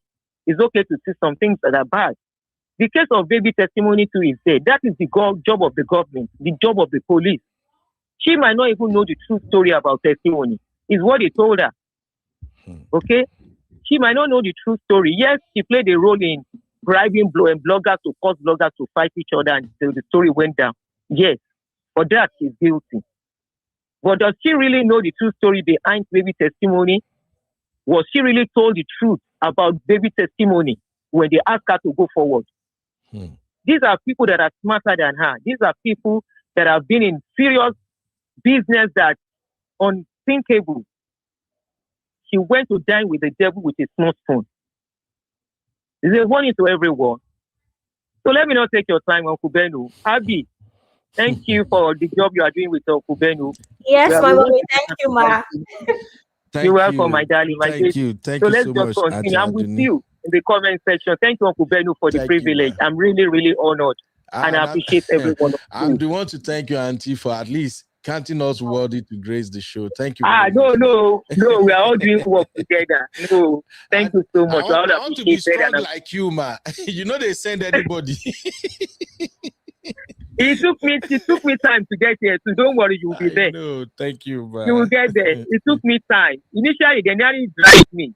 I nearly run, but I have a fighting spirit, just like Doris. Exactly. I see myself in Doris. I have a fighting spirit, especially when I know I am fighting for my rights. It will be tough for you to make me shut up. I have allowed that in the past, where instead of speaking out, I will be crying. It's affected me. No, I don't do that no more. I will speak. I will speak. You can hate me after speaking. I don't care. So thank you, everyone. Thank you so much. Let's be a support for each other to make our society better. Exactly. So I will see in the comment section. Let's go on. Thank you, Anthony. Thank you. In fact, may I clap for you, man? Thank you so much. Thank you. Oh my God. Yes, VDM work too. Let's give it to VDM. Yes, let's give it to VDM. Let's give it to VDM. Yes. What you want one chance? That's why I call VDM my chicken. I call him my chicken. And you know what? If you see VDM and my last born, you go think say they bomb VDM finish. Now they bomb down my last born. Oh wow! I'm telling you, too much resemblance. So I call him my 15. So I don't get another 15. I get plenty 15. Yes, man. Thank you, my brother. So let's continue. Anthony. Thank you, man. Thank you very much. Thank you so much. Oh wow, that is surprising.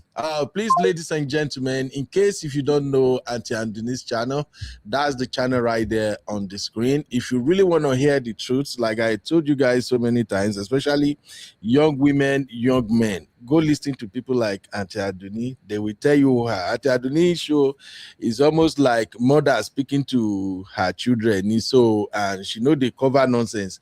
She will tell you exactly what her thoughts are, and you will learn from that. But first, let me allow my own real fam to at least help me appreciate Auntie Anthony first. Uncle Dio, do you want to go first, sir? Yes, sir. In fact, I was so impressed. Do you know that on that day, on that Saturday, I was actually shuttling between what is it called, Ilupeju to Ogudu, and I was on my phone with my earpiece and watching the video all along. And then when that came to the point where all of a sudden Doris just stood up and she was walking from my bedroom, and she was like, she now called on the girl, Charity. And next thing that I heard was the police are in our compound. Everybody was shocked. And I was hearing after this and saying, don't put off your phone. And then we were hearing the voice of those police in the background. They were saying a lot of things. And I was like, wow, how come? Thank God for that life. Honestly, if not for that life at that point in time, nobody would have known what happened. We just see that, the girl was just silent on social media. Nobody would have known. But as God will have it, due to the life that Auntie Aduni gave, everybody was able to see what happened and she was saved. God bless you, Auntie Aduni, and God will keep on blessing the work that you are doing. Your impact in society will continue to be positive in the name of Jesus. I've been watching your show so quite. In fact, I think 2 or 3 days ago, even before that time, I was chatting with Abby on the show because I was actually surprised that she was Auntie Aduni's daughter. So I was like, Abby, what are you doing here? She was like, So in fact, it has really been wonderful. God bless you. God bless you, really good, man. And please, we are praying for you, and God will keep on watching over you, man. Thank you, man. Amen. Auntie Grace. Fun fact: my grandmother's name is Aduni. That's why I love Auntie Aduni. Okay, now you are talking. Gen Z president, Auntie Grace. Anyways, man. Uncle Dio has said it all. I just want to say thank you, Auntie Adinu, for all you do. I've been listening to your channel. I hardly call in. I was actually watching her show when that Doris matter happened. I've also watched her show today when she was analyzing exactly what you are doing today. And she was also talking about the house girl, how it was reported to her that the house girl was used. That was why the house girl opened the door without the consent of Doris. I also watched her show today as well. So there are some shows that kind of give you inspiration. You want to know what is happening. I watch her show. So Auntie Adunu show is one of the few shows that I watch. I only come on board on Uncle Beno's show. So Auntie Adunu, thank you so much for all you do. We appreciate you. We love you. I just want to say, may the good Lord keep you and strengthen you and give you all you need to continue to expose all this evil in our society in Jesus' name. If it wasn't for that show on the day, today, probably all of us would have been saying, we haven't heard from Doris. We haven't heard from Doris. the next thing you will hear, oh, is into drugs. They've taken her to rehab. That is the story of our gender. Anything happen to our ladies, this man will come up with she's into drug and then she's in rehab. Thank you so much especially for that day. God used you. We appreciate you. God bless. Thank you. Auntie Grace. Auntie Adini did amazing job on that deal. In fact, I was actually worried for her. Like I said yesterday, if I had a number, I would have called her or text her, because there is something about mothers. No matter what they're doing, immediately mothers see danger. You can see the way they will react. So immediately the police arrested her. I was looking at Auntie Aduni. She was just let me call this person. Let me call that person. And I just feel like this is motherly instinct that kicked in. Although people who were watching, they might think, oh, this is content, but that wasn't content or anything like that. She was making calls, practically calling everybody, because that's what mothers does. When they sense danger around their children or any children at all, they just spring to action. So thank you very much, Auntie Aduni. Uncle Patrick also said, well done, Auntie Aduni. If not for your interview with Doris, we may not know when she was arrested by the police. Good job, AA. Thank you, Uncle Patrick, for that. Sister Yvette also said, Auntie Aduni broke the internet with her attempts to help. Absolutely. All right, now I want to Can I say something we can learn? Go ahead. Can you say something that we can learn from Auntie Aduni? Because I talk about this on different shows about like empathy and being able to shift. Where initially we were all mad at Doris. Oh, you're an accomplice, you're this and that. But I think, and we speak about this as well with feminism as well, don't we? Where there has to be an underlying case of empathy wherever you treat, regardless of how badly you feel or how strongly you feel about what the person has done, right? And that's the one thing I learned, because obviously I watch Auntie Aduni a lot, and the shift from, this is what Doris has done, Doris has to be held accountable, to being willing to listen, because I find that a lot of people will not even do that. They will stick to, their own, should I say, beliefs or judgment of what they believe has happened. Even if we all know that nobody is perfect and anybody could be in Doris's situation. I had said this on previous shows where I said, if we're aware that a lot of these pastors, in quotes, I be God of man, in quotes. God of man. And their customers, like Auntie will say. Yes. If we're aware that they use a lot of spiritual manipulation, why do we not give people the benefit of the doubt here and there? So I think it's something to also learn from Auntie Aduni, where you're able to still listen to people and then now come to a conclusion rather than rebuke them and not give them a listening ear. So that's what I wanted to say. Yeah, thank you, Abby. All right, let us listen to this VDM interview once again, because to me, these are changed the narrative now. And I know every other so-called God of men who are moving like this man now. Mr. Kandu, Mr. Kandu. Those who move like him, I think this should send some message to them. And I don't know, I'm going to sit on Very Dark Man page all day long. In fact, I will tell my ladies now there I make all of them sit down. Because I know, say, all those secrets where they send to Very Dark Man, yeah. If Very Dark Man venture see the one we relate to Pastor J. All right, let's take a listen. For me to say with my mouth, I want you to come directly from you that experienced it, what you went through, you, your sisters, and your other siblings that are currently staying in the house with him.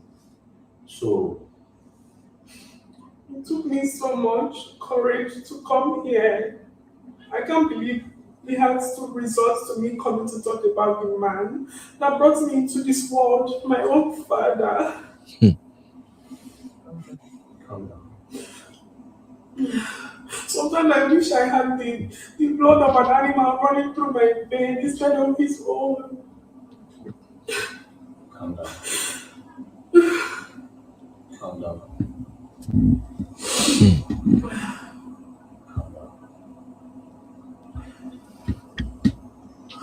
God is really merciful. God is a merciful God. Because when I see him still climbing on that altar to preach, considering the things that he does to us, his daughters, before and after he climbs the altar.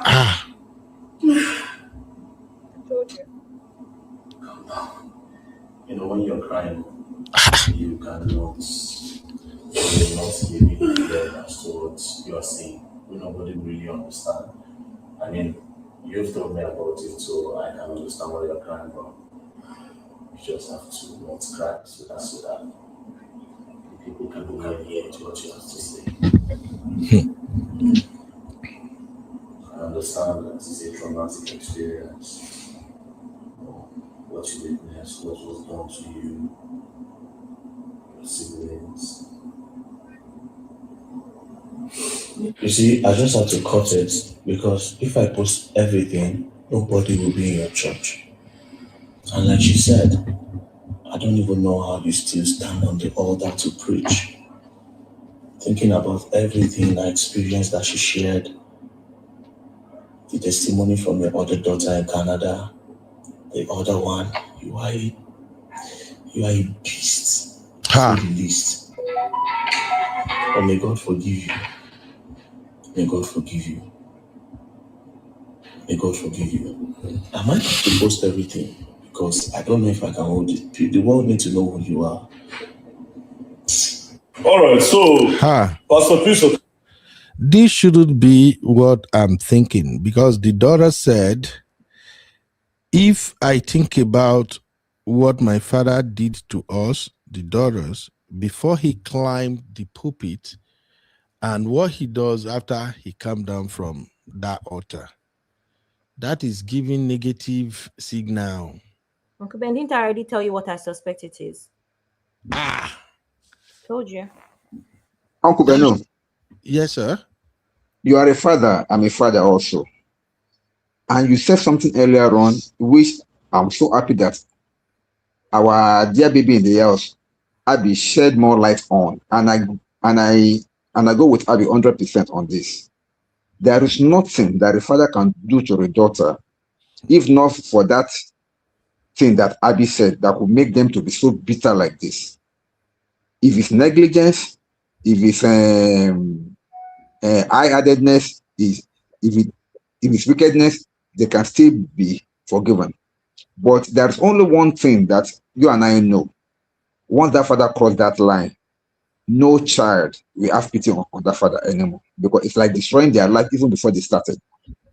So I want to believe, even though Vdm does not release the full video, this snippet that he has released says millions, and people can adduce and deduce from here to know exactly what is going on. And I'm sure we may not see the end of this anymore, because if Pastor Chris has any brain in his head, allegedly, he's supposed to reach out to Vdm now and close this matter as soon as possible. Otherwise, as Vdm said, he may not have people in this church. And you know Vdm, once he got you by the balls, he will squeeze it as hard as he could. So okay. I pray it doesn't get to that level. Okay, Uncle Dayo, may I have a pushback on that one? That him reaching out to Vdm in order to avoid him not having anybody in his church, I'm opposite. Exactly. Why should he have somebody in his church? His life is done. No, he should not reach out. He shouldn't. No, Uncle Dayo. Come out to Lord Jaleni, Uncle Dayo. May we not go fight today. No, Uncle Dayo. But we are fighting for the truth. Let me explain something. These people feast on the people. This so-called God of man, as Abby has said, they feast on the people. The moment their business is being tampered with like this negatively, they are ready to do anything to save their business. Because I don't call that place a church. I'm sorry. Allegedly, that place is a gathering of gullible people. Nothing else. Because if it's a church, you will go by the tenet of the Bible and you will live by the tenet of the Bible. But clearly, they don't. Even their pastor too does not. And they know it, and they've heard about it, and they've done nothing about it. I can bet you, Uncle Benu, he will do everything possible to make sure that the matter does not degenerate further than this. Just watch.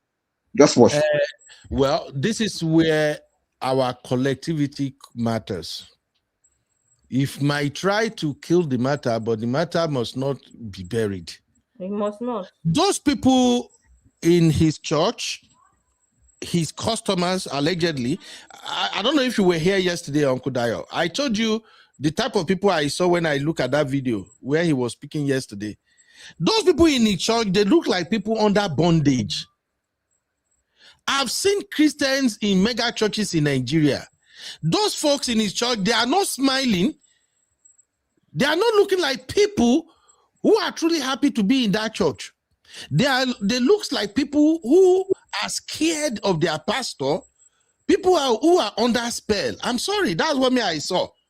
Go and look at the church again. Just look. Watch when the camera pan and tell me the type of congregation you saw. Uncle Dayo. Yes, ma'am. I don't know if you heard me when I said people also go to Babalawo.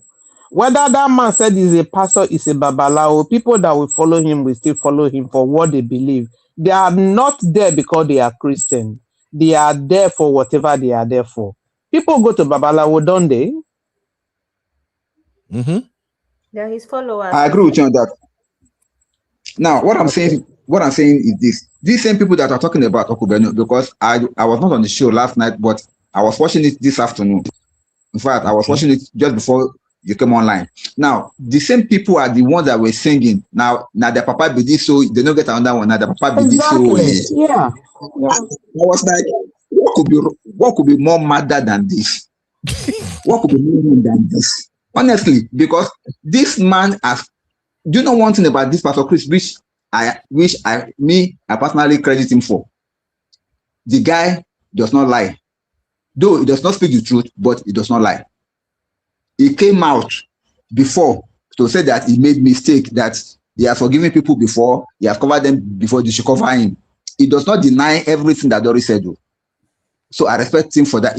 If he had come out and said, oh, what that lady said is so false, so I know then I will have been angry. But he never said that, and they had him, and they still continue following him. Even yesterday, because he can't say, because he's done it to a lot of them. He can't deny it. They know him.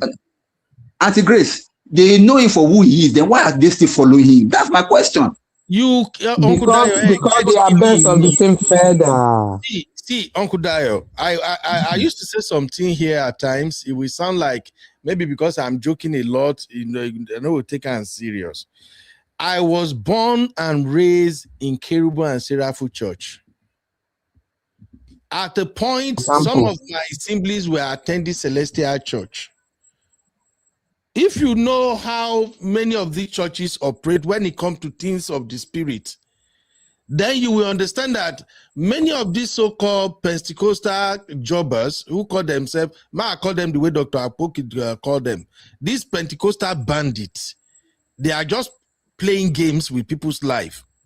Many of the people who are attending these churches, they are under spell. You've heard Aworo. There is something called Aworo. I don't know the English name for it, but it's a kind of juju. They use it, even market women, they use it. Once they bury and for anywhere they bury and people go take their leg, they waka go that place. And that's why I kept saying that when you go to churches these days, please, I'm a Christian, I'm a born again, I gave my life to Christ in 1998. Not be say I hate pastor or hate Christians, but I've seen shit happening in this world. When you go to church, it's not everybody that said they are pastor you were allowed to put hands on your head. Some of you are just allowing them to mess up with your destiny. It's not every time you go to church, they bring one water. Hey, Papa, don't bless this water. You drink. Some of you don't even know what you are drinking. And many of you are not alakori. In case you don't know, alakori is a Yoruba term that is used to describe people with strong head. There are some people who have very strong head. Even if you do that, you do anything, you know, go work. But not all these people are like that. So people just go to churches. Papa, hey, I taught you. You don't know where these folks have Uncle Beno. Uncle Beno, if you remember, on one of our earlier shows, I said something on. when I was trying to like explain the different type of people that we have, people that don't want to hear the truth. The book of 1 Timothy chapter 4 says it, that people having itchy ear, they will if for themselves teachers that will be telling them what they want to hear, not what God wants them to hear. So those are people that go to such a church. And I remember also saying that most of churches now, they were babalawos in disguise, because babalawo no longer pays now. So babalawo now has turned their name, instead of saying babalawo also, they now say prophet also. They turn their name from there to being a prophet. Anywhere you see prophet, observe it with caution. They are babalawos. And anywhere you see any church with prosperity, or observe it with caution also. They are motivational speakers.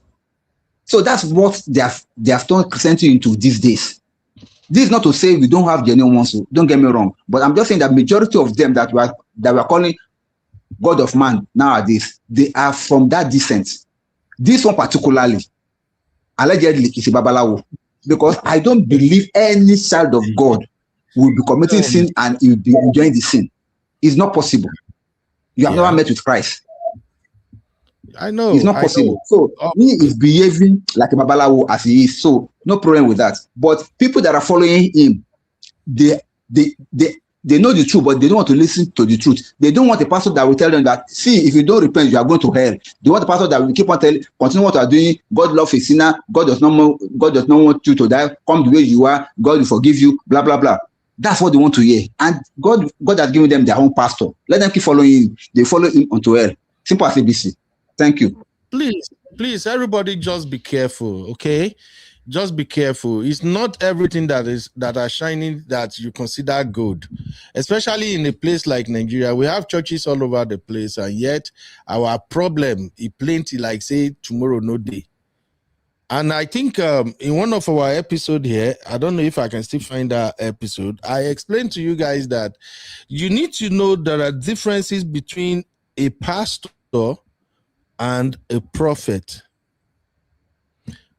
I'm sorry to pastor, make una no verse. Most pastors are trained motivational speakers, make una no verse. When they go to school of theology, they just go and expand their knowledge in the things of God and in the Bible, how to relate it to people and all of that. There are people who God actually called to become teachers in his words, in the gospel. But many of them are not prophets. Majority of the pastors that people are running to these days, they are teachers. They are not prophets. What that simply means is that even though they are good preachers and all of that, spiritually, they are blind. I don't know if you understand this, but anybody who don't go and Seraphu or Celestial, you should know what I'm talking about. In the word of the Spirit, prophets see stuff. I'll give you an example now. I still have some video I screenshot. When this same God of Man was doing his Not My Blood, Not My Whatever program he did just this year, Ashimonowo was there. Baba Abioye was there. They were on that same altar preaching and everything. Now let me ask you, do they even see who he is spiritually? There are some true prophets, true anointed men of God, that when they look like this, they see everything where you and I will not see. But yet, are they not there, kabashing, preaching, all for what? Uncle Ben, maybe God had not yet revealed to them now. It's because many of them are not prophet. Prophet, they see. You know, the other day when we were talking about this speaking in tongue and stuff like that. Real prophet don't even speak in tongue at times. Where they sit down, now they go say they will see everything about you. The real prophet. That's what they will say. They go sit down. As you the waka come, real prophet, they will see every goddamn thing. You can't lie to them. But these guys that are doing customer research, As soon as you enter their church, some people go, don't stop, especially when they say that they do crusade. Are you not hearing the testimony all over the place now? When you go like this, they get people where they say that they scout the kind of car where you bring. They're outside. As you say, you come in one kind baddest car. I don't give pastor signal. Papa, one person don't come today. If you see the motorway and bring come. These people are doing customer research, I beg. Please, as Christians, let us be prayerful. May we ask God, may God not lead us go join all these people. We go carry their own evil, come add to the problem where person they think saying they carry to them to come and solve. Doris cannot say so many things. Go watch the car truth interview. There are so many things Doris cannot say. But if you see the way Doris was speaking, you can tell, say, this guy don't see something. What did they do? Person who don't see the man naked. Know how the man they run paro. The other guy that was at Parana, that was telling how they perform miracle, everything. The guy said so many things about how these folks, they operate. And still, their church goes still full every Sunday. Because you know why? Some people just can't resist, even when they know the truth. That's why when you see all these shiny churches, you got to be careful. You got to be careful. You don't know, many of them, they get their own babalawo, where we say, as the day pulpit, the babalawo day for your own shrine. They help them add 1 + 2, but you don't know. You don't. How many of them do you see that just drive by the roadside, they see a lot of beggars, cripple, and they park? Even if now 1 out of 100 cripple, maybe they just hit one. You don't ever see it. Even if you carry person where really get ailment, person where really they sick, if you carry and go meet them for church, they go put you for a group program. They say, the Holy Spirit tells me, before the Lord can deliver him, he need to be on our 3-month program. It's a spiritual program. He will be praying. Many of the churches now that they get hotel, I mean, I don't know. They get the guy Airbnb, the guy where they keep people now like customer. I saw one, I forgot his name, something Ebuka or something. He was showing one video where during his program, people lodged full one hotel. So in the morning, he was going to the hotel room, checking them, greeting them, moving on around. I'm like, oh my God. Please, people, ask God to open your eyes. It is not everybody that climbed the altar and preaching. They are not all from God. Please. Hunger too much for Nigeria. I've said this thing before. Say many of the people who become pastor, I knew when Pentecostalism begin get grant for Nigeria. And that's why I say Pastor Chris is one of the engineers when God used to spread Pentecostalism in Nigeria. As soon as he bring his own style like this, oh man, na swag. Now them not tie. Now, before you know everywhere, because there is high unemployment rate in Nigeria. So everybody was just looking for how to make money. As soon as you can speak fluently, you can speak good English, just start your own thing, the kabak. I think I share with you guys here. In one of the hotels that I work in Nigeria, we have our bar, our rooms, they up, and then we get hall for under it. Church, they under. What I have to resign because my faith won't allow me. People go, pastor, and people that go there under like this, they go, they do worshiping on Sunday. People go carry woman home. I go book them. They go there inside room where they on top of that church. The whole room go full Sunday morning. I know if, now when they work for that hotel, now that I know say now Sunday morning, 9 people they do a shower pass at times. So others where they work from Monday to Saturday. Money before 10, 11 like this, they don't book all our hotel for short time for up. And church they below. So at the point I was conflicted. I told my manager that I can't. My spirit not just allow me. Knowing fully well what is going on upstairs and there is a church under here. And I asked the question, I think I asked it here one time. Should people locate churches in a hotel? Does it even make sense? What are we doing? Let's say the truth and the truth shall set us free. They have bastardized Christianity in Nigeria. Now, I was going to do 2 shows today. Make I add another one, but no time again. Did you know that now your so-called can of PFN or whatever they are on this lady's neck now? what's her name? Iniedo. I don't know if you guys are aware of this. I wanted to add that as honorable mention to the show. You see, they are on her neck now. What does she do? She produced a movie called, is it Dirty Christmas or something? Yes. No, Khan is flexing their muzzle. Oh, you cannot do that. You are desecrated. And my mind is just like, I bet Yahweh. Boko Haram, they buy people up and down for not. Una mouth they short since. All the time that everybody was saying, no, this insecurity is too much. Christian have been on a life. Una no get out. Una no fit talk. Una even followed political nonsense, political propaganda. Say, there is snake genocide. Even one, what's his name? Kuka or whatever they call that one. Where APC money don't scatter in head now. He even came and say, even if 1,000 people die, there is no. And I'm like, really? So now, Iniedo released a movie, Dirty Christmas, and suddenly, Una can't get voice now. Make she not release her movie. Tell me, Uncle Dayo, you won't speak to this one now?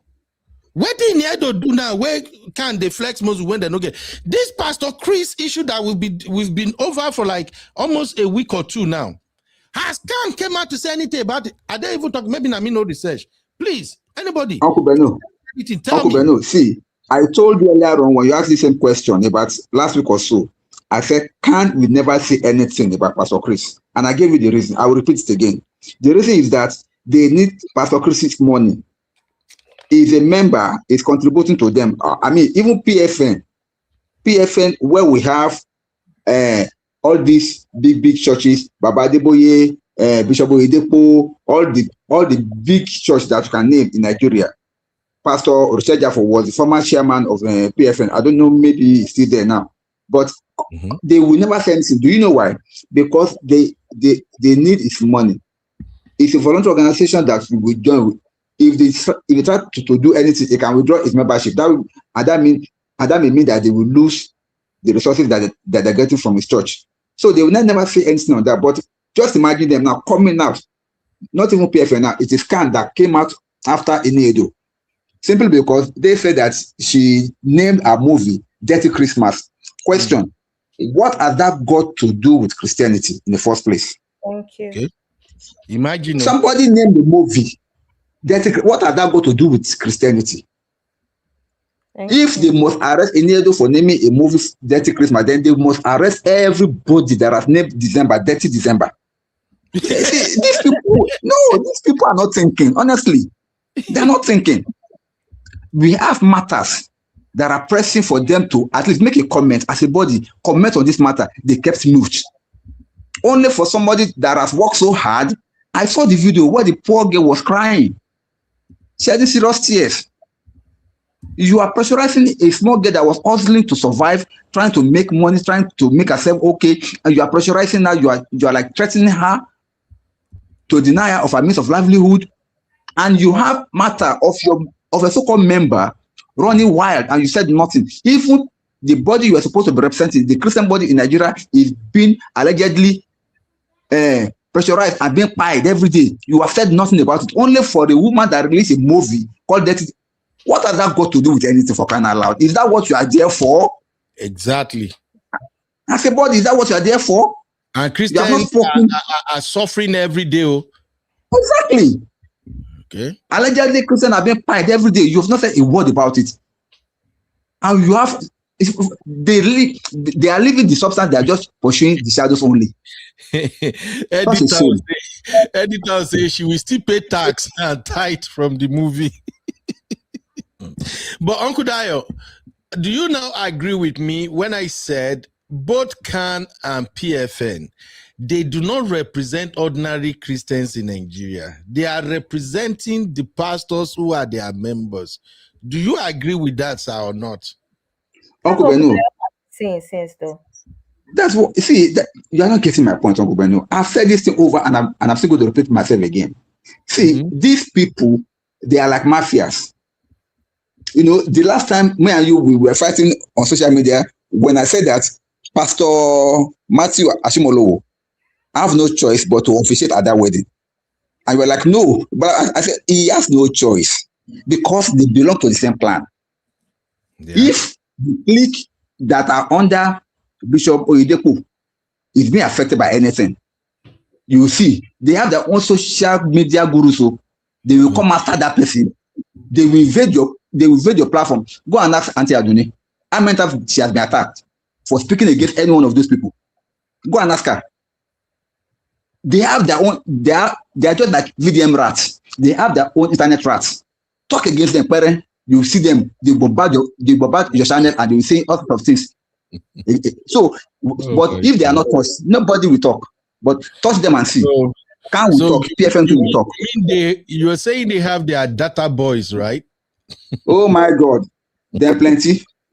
Oh God. Anyway, I'm gonna end this show with Iniedo appeal video, but to round up Doris segment, since Doris is our headliner today, I have just one poll. We have a poll earlier. I don't even know what you want to vote for. Now scatter that poll for me. Uncle Ben, can I say something? Yes, ma'am. Uncle Ben, do you have somewhere to go? Are they go work now? Okay, so don't reply what I want to say. Don't reply. Abby, just let me say it and let's keep no one can trigger me. No, don't reply what I want to say. Let me just say it. I wanted to say it way earlier, but it did not come to me. Let me say it. Let's move on. Uncle Ben and Uncle Dio, don't reply. Why? That way you want to reply. Don't reply. Let me just say it for just. Abby is trying to handcuff us. Abby is trying to handcuff us. Okay, you will not reply. Stop. No, I don't want to behave on that 2 hours. That's why. This is why I know they like to deal with Gen Z. Let me tell you something. You see this issue now on 1 billion that Doris has sued this man, God of Man.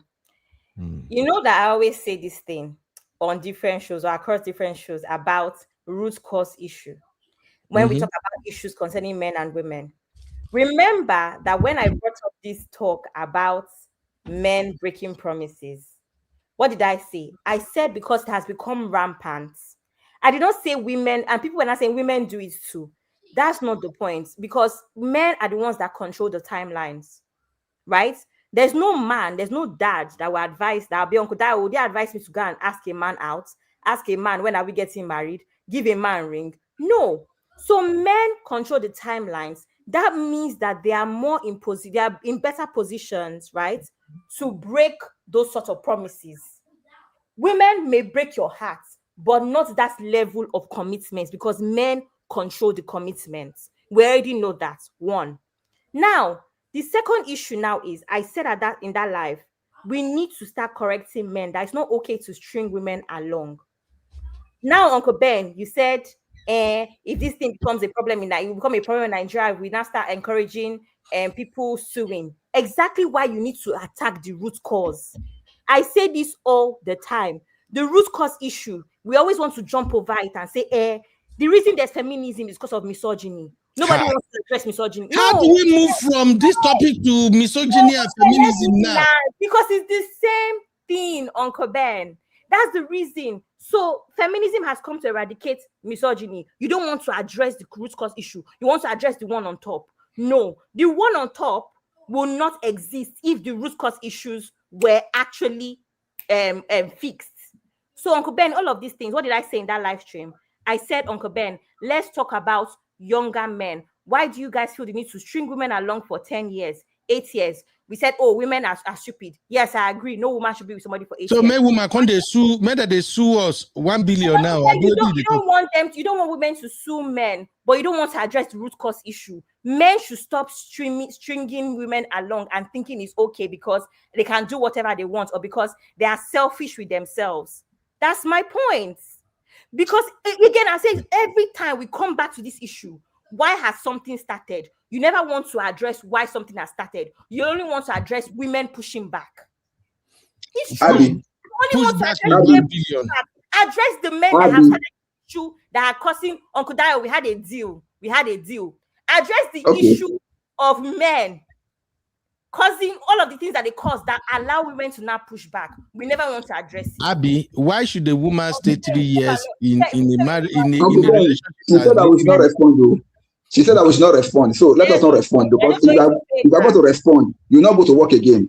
Please, let us not respond. But I believe that we've already talked about this before.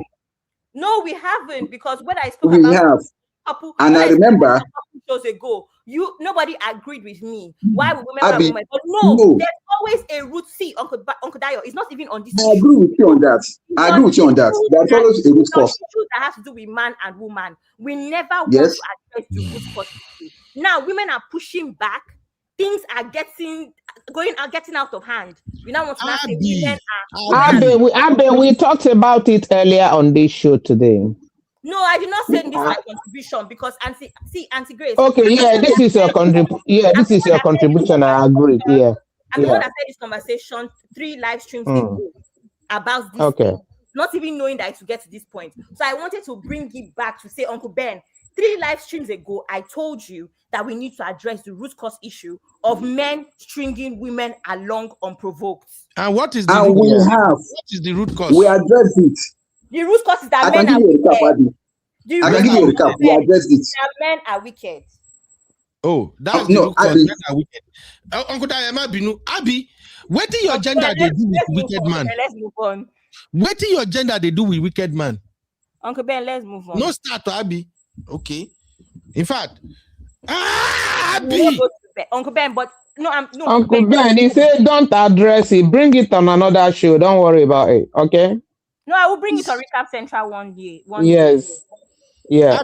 Abi, you know, say I don't they reach that age where men they treat blood pressure. So let it do that. Don't let Abi give you blood. Don't let Abi give you BP, beg. Because Abi has a way of spiking you up. Please don't allow her to give you BP, beg.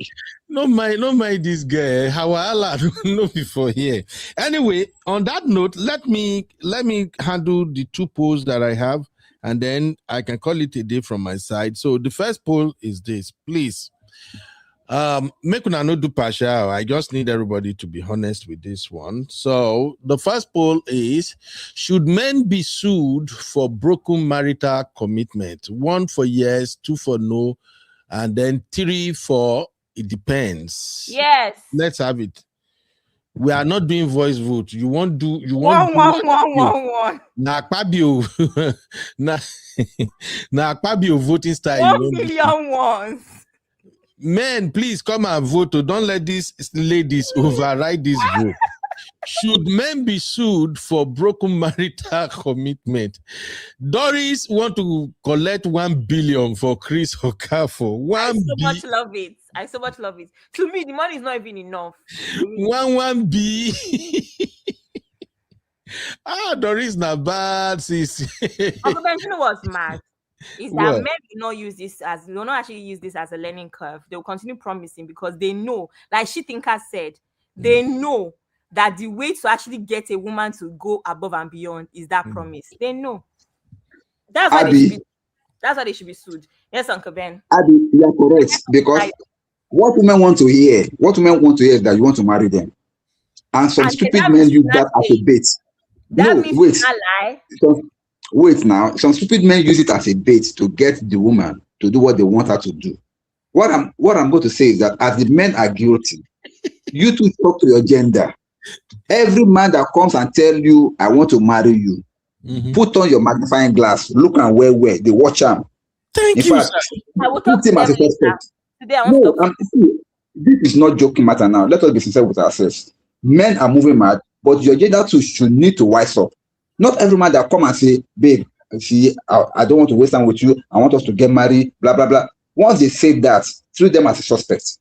Exactly. You're watching them with one eye. Until you are fully convinced that he has good intention and is serious about his intentions. Please, because they keep it's an old trick. They've been using it for ages and they're getting away with it.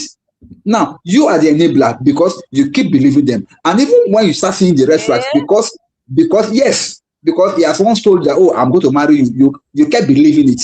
Uncle Dayo, somebody said I want to marry you. So what is it? Auntie Grace, Sister Inka said something also last week. Sister Inka said that most of the women, they know that this man is not going to marry them, but because of that sweet nonsense that he's saying to them, they know within them that this man is the way things are going. is not going to marry me, but they still want to stay with you. They might not know in all cases, so they might not know.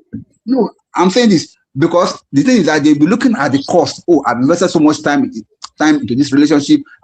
What do people say? My family, my friends, they know, most of them know that this is not going anywhere, but they still stay in it. So when women are enabling such men, I'm not supporting what men are doing, stringing them along, lying and all sorts. But it takes two to tango. Why can't you call it BS? Call it BS and call it bluff. Give him an ultimatum. If you are not serious, by so time, if I don't see any meaningful move from my side, I'm out of this relationship. Thank you, Uncle Dayo. That's what we kept saying. 3 years. What are you doing with a man for 3 years? This conversation is that we already talked about this.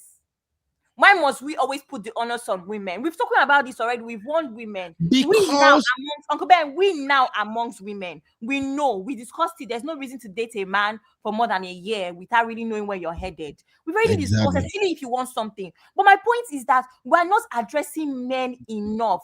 And Uncle Ben, that's why I said this conversation is long, because as always, the onus of being responsible is always put on women from birth. You are the one that will do this around the house. You're the one that is more responsible than your brothers. The onus is always on women to be responsible. But at the same time, men want to be leaders. Choose a struggle. Do you want to lead and be irresponsible? Abi, no wahala. The simple thing is that tell your gender to stop promising. Have you not heard very dark man to say, I don't promise. I'll just tell you I want to just do it and go. Haven't you heard? Thank you. Auntie. If you want to do, you do. If you don't want to do, you don't do. He said, until I find the one that I really, because I don't want to have a broken home because I'm from a broken home. I know how my dad treated my mom. If you don't want to do, why promising? They say all these sweet things, then you want the girl to become a soothsayer, to know what is in your dark mind. Yeah, but at least the girl can be honest with herself that this thing is not going anywhere. Some we know, some might not. All right. Some we know, some might not. She see now. You don't reach 1 billion swing of man now. My Wahala friend don't show Sisi. Sisi said Maria Carey is rich, and as she is, she sued a guy for the same broken engagement. Yeah. Please don't sue us. Nigerian men, we don't have money. Oh, please. This is Western culture. And you know how I am when it comes to Western culture. Please, Nigerian women, don't bring Western culture to our community, please. They should declare their intention and let it be. Because Nigerian women are born to suffer. It's not Western culture. Now we must always suffer. Let them bring it, sir. Let them bring it. Let them begin to sue men. Then let them come and prove it in the court. How men are suing them along without. We too, we will bring our evidence now. Okay. Let's go to court. We are not in court. I have just one question real quick before I close out this poll. Can men also sue women for leaving them to go and marry another man? I need to know. Can men also sue women for leaving them and go and date another guy? Because this one happened to me. And it's painful too. Sure. For emotional stress or emotional distress. How would we put it now? Exactly. It applies to both. Yeah. You can. Because even on this matter of suing men, remember that Molaya said the other day that you can sue, but would you win? So you don't have to be angry about it yet. Sue you to come with evidence as to why you decided not to marry the woman. Exactly. You sue. It should not even be a fighting thing. We should not even argue about it. The woman takes you to court, you to bring your document about how she did this. She has, maybe you, Uncle Ben, you say she has she has back character, criminal mind. Bring it that she has criminal mind. She has criminal tendencies. Criminal tendencies. Uncle Ben. Bring it to the court of law. But I just want to say Uncle Ben, the reason. Okay. Uncle Ben, the reason why women. Okay, go ahead. Go ahead. Say something because I'm saying to you and Uncle Daya, because you both of you actually run political roundtable. And there's a reason why every time you run political roundtable, you're always talking about the politicians and the people that are actually in power.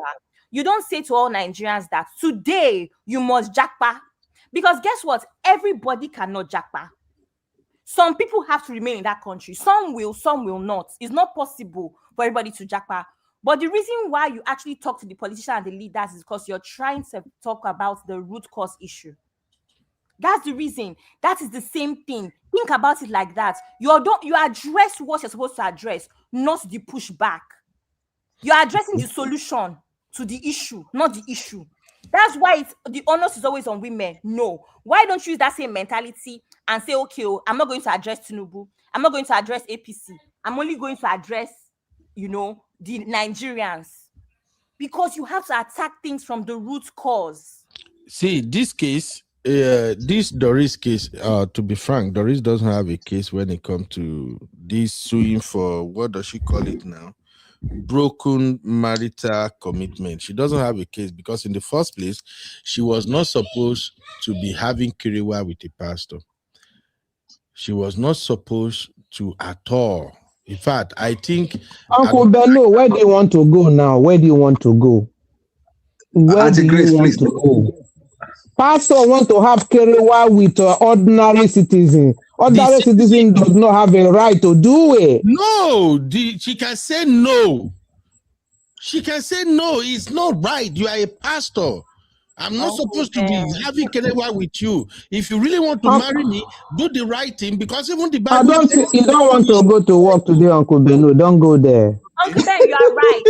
Uncle Ben, I agree with you. You are right. But you have to understand that there are certain things that work against men and there are certain things that work against women. In this particular case, it's going to work against the man because there's such thing as coercion. So don't even put that out there. It's not necessary. You're already losing the case. No, it might not even be coerced. Not everybody that have that willpower to say no to certain things. Ade, you might be able to say no. Right, Pastor, why are you doing that, right? It's not everybody.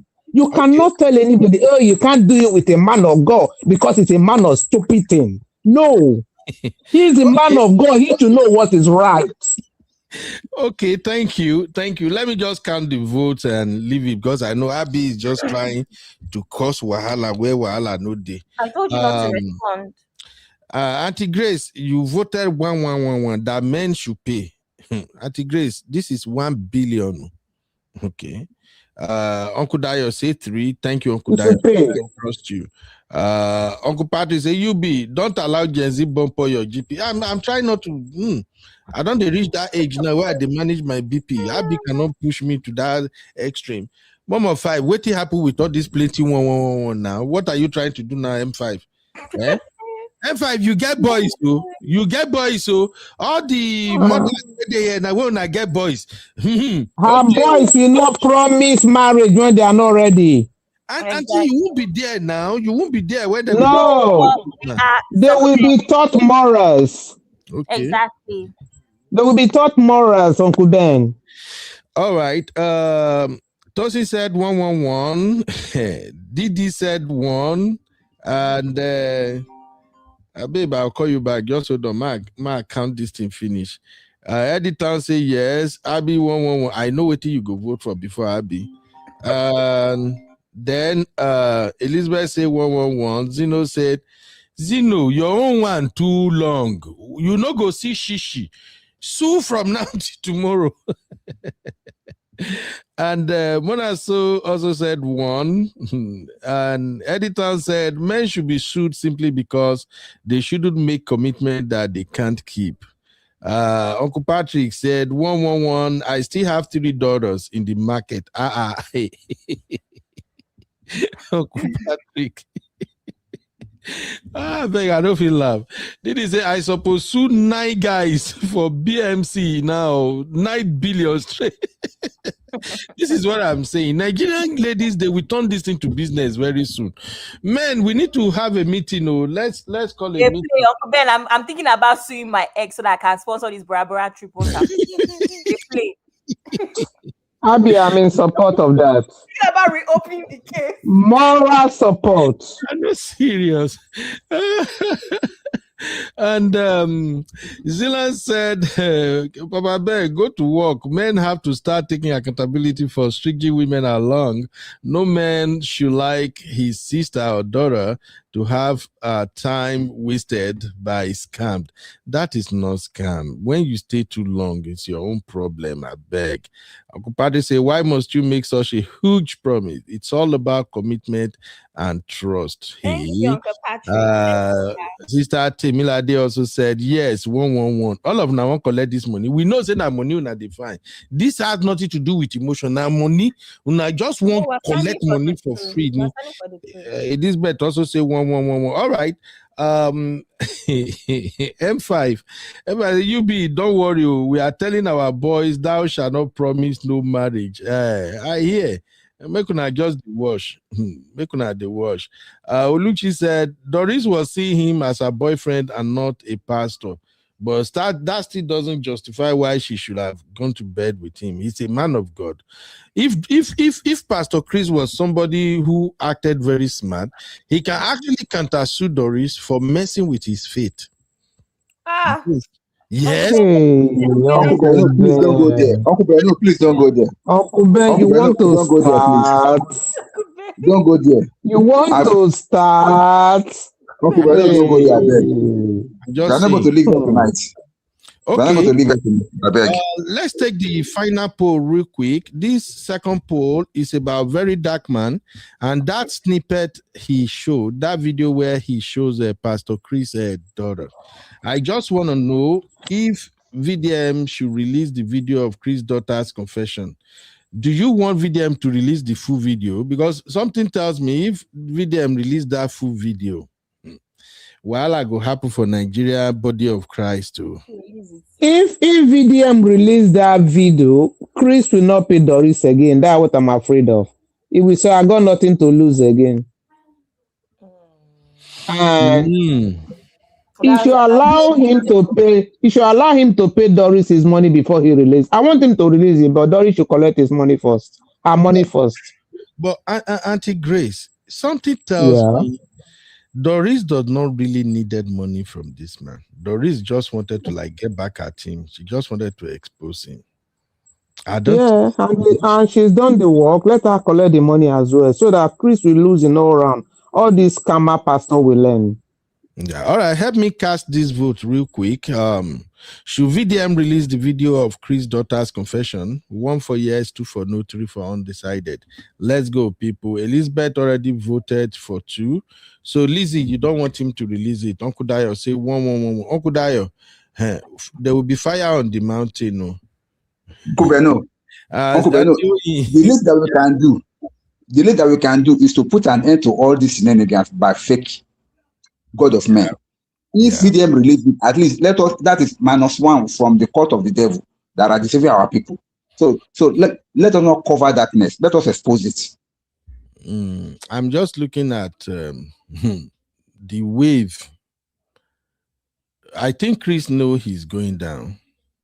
The wave will make it better, Uncle Beno. People will get to know them for who they really are. They have spoiled our religion. They have spoiled Christianity enough.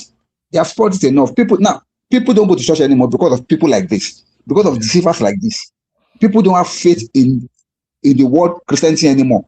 They are losing faith in God. In fact, most people don't even know who to believe anymore. Many people are saying, I'm not going to church again. I'll be serving God all by myself because of people like this.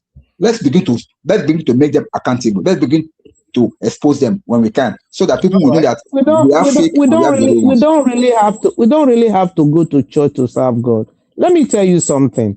I hear somebody say, "Oh, Roy has come to my house. Inanimate object is in their house, not my house. God forbid that thing." I'm like, what? What is wrong with Nigerians? What if Roy has come to your house? Who is Roy? If Roy is God, God was not in your house before. Inanimate object had come to your house. What is wrong with Nigerians? Right?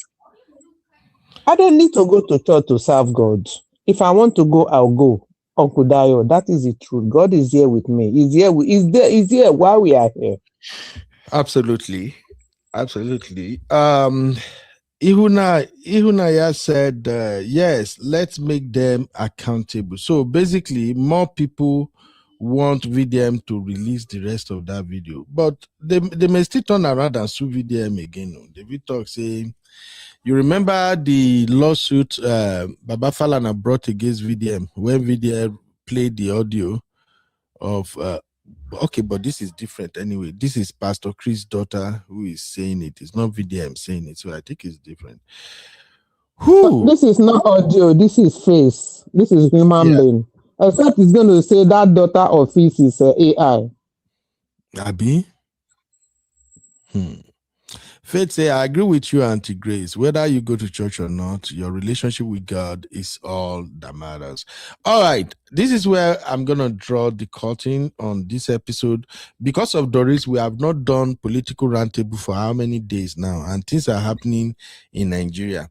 I'm going to draw the curtain here. But before I leave you, we leave you with the video of Iniedo appealing to Khan to not remove her video.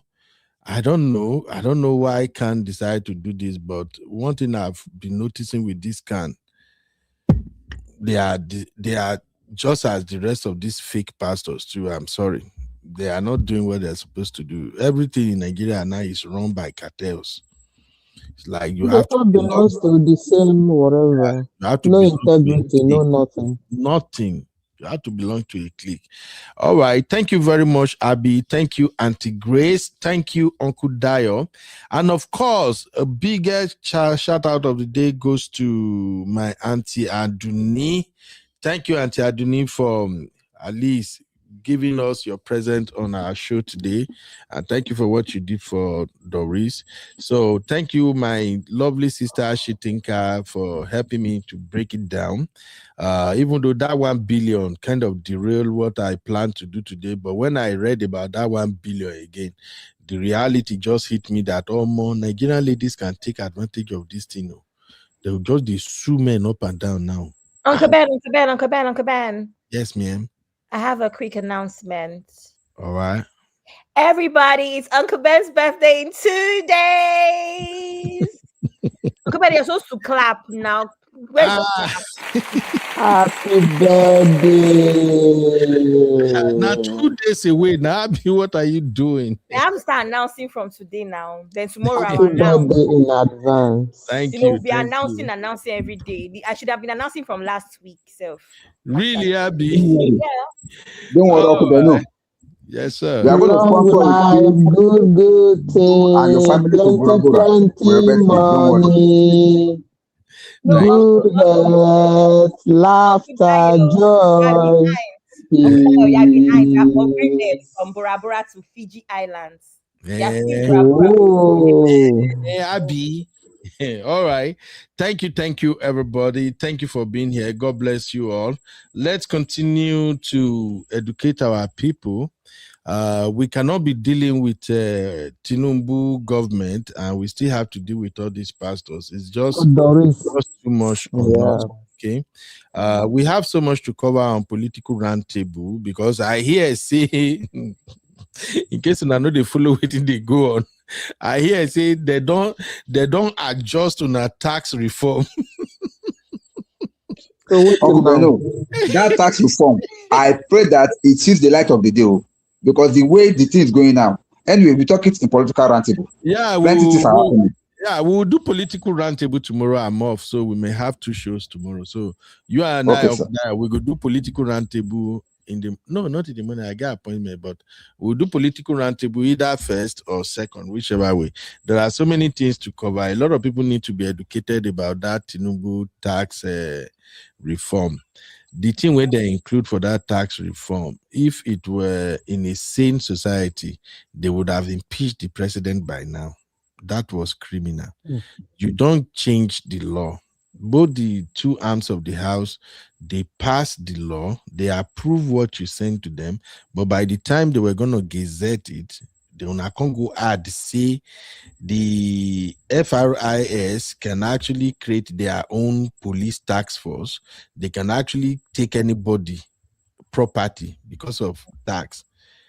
And they are not operating under any Nigerian law enforcement agency. They are just on their own. No, that is criminal. So we have a lot to cover. Plenty goes on political roundtable. So watch out for that tomorrow. Thank you everybody for being here today. We really enjoyed the show. Auntie Oyim, that mom of five, man. Mom of five, your own level of moderation, na finer. Mom of five was just supplying the video clips back to back in the backstage. Thank you, everybody. Zila and Elizabeth, everybody. Oluchi, everybody, thank you, thank you. Diaspora Diva and Faith, una thank you. All of una we won't collect 1 billion. But thank you for starting early today. At least I stayed with you to the end. So what I would just say, guys, is this: may you not find yourself in a situation where you have to sue a man for 1 billion in Jesus' name. Amen. If you know the meaning of that prayer, your amen should be louder than that. Amen. Amen. Nobody should have to go through that stress. Amen. Amen. That's my prayer. May you never ever find yourself in a situation where you have to sue a man for disappointing you. Any man that will disappoint you will not come your way in Jesus' name. Amen. To all the sisters here that are looking towards God for their own husband, your real true husband will locate you in Jesus' name. Those of you who are already in relationship, no matter what both of you are going through now, if God see that the man, the woman is the right for you, may God help us make it work between you. Nobody should be suing anybody for, what do they call it again? Broken marital commitment and legitimate expectation of marriage. I think legitimate expectation of marriage itself even worse than broken marital commitment. So that is not the type of money I want anybody to look out for. All right. Clock it. So until we see you again tomorrow, thank you for being here with me. See you later. Thank you, Abby. For those who want to hear what's going on with Iniedo, I'm going to play her video now. Please listen and drop your take in the comment. I shall see you guys in the next one.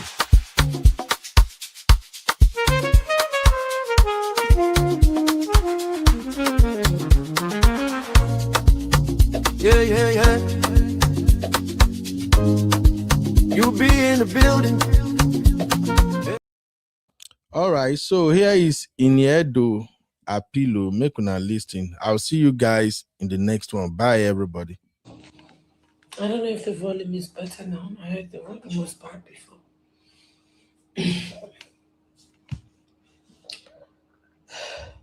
Okay.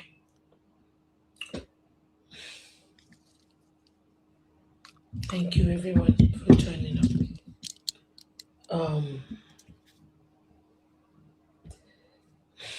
Okay. So I was just trying to talk about myself a little bit, just an insight about my life, my family, my faith in God, what I'm doing at the moment. I am one person. I pride myself with the fact that I have never compromised myself spiritually. I am such a strong believer, and I'm someone that puts my everything in God, and I don't care what anybody else is doing. I just tell God, if you cannot do it, then maybe it's not for me. Hello? When we cooked up this title of A Very Dirty Christmas, can you hear me? We deliberated on the topic, to be honest. And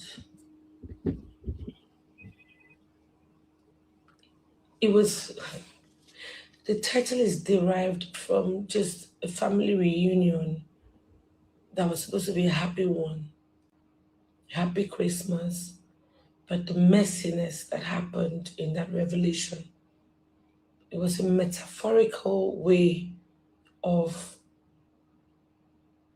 telling a story.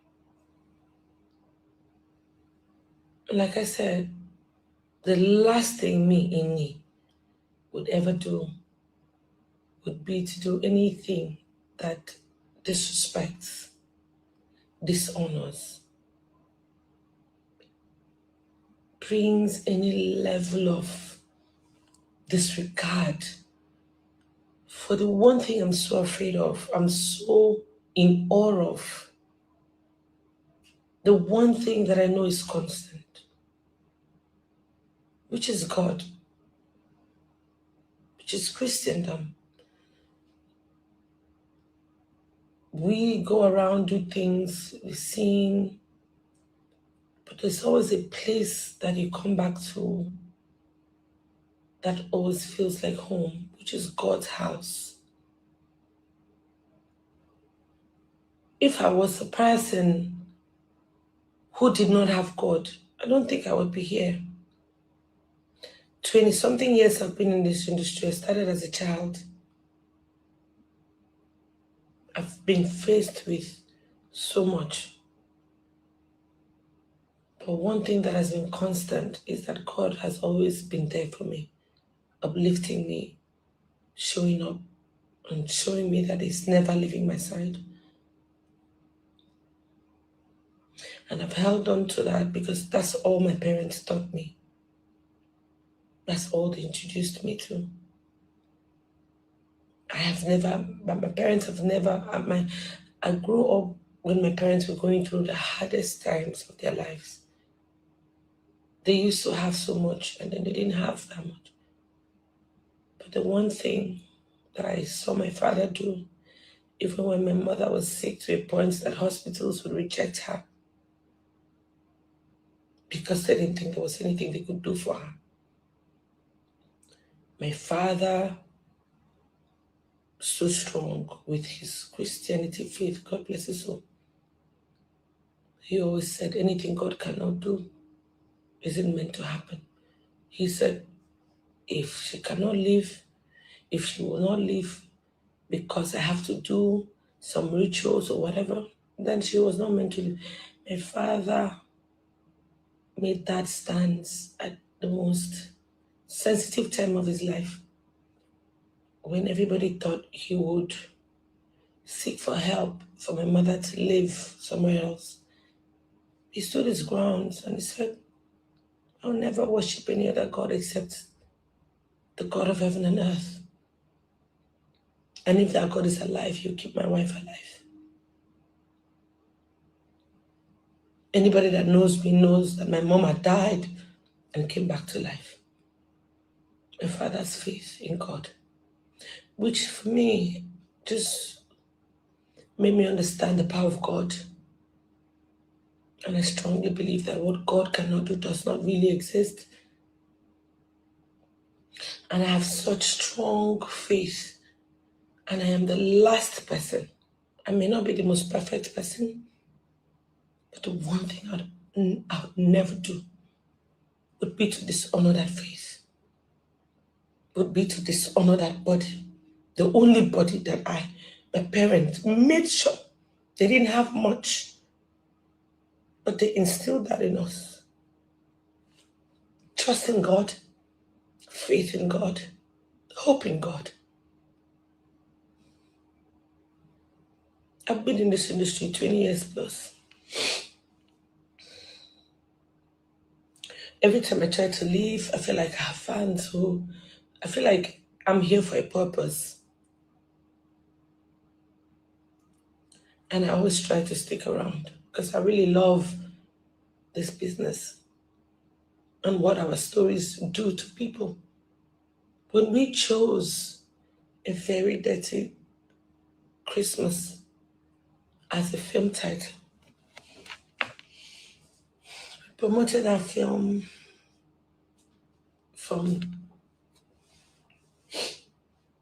for the entire, that's all I've done this year.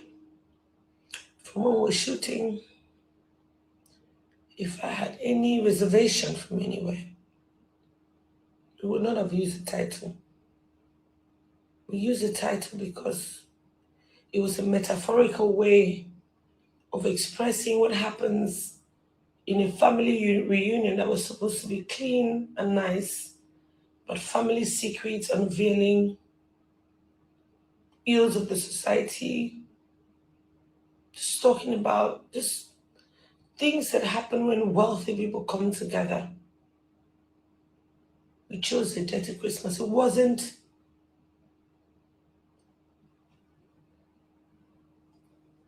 It was never to demean Christians or disrespect Christendom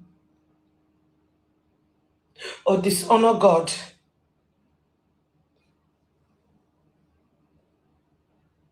I would never have been a part of anything that I would have felt like it would be a dishonor to God. Because the only reason why I'm here is because of God. I have been attacked. I have seen so many things that I don't talk. Not because I don't have things to say.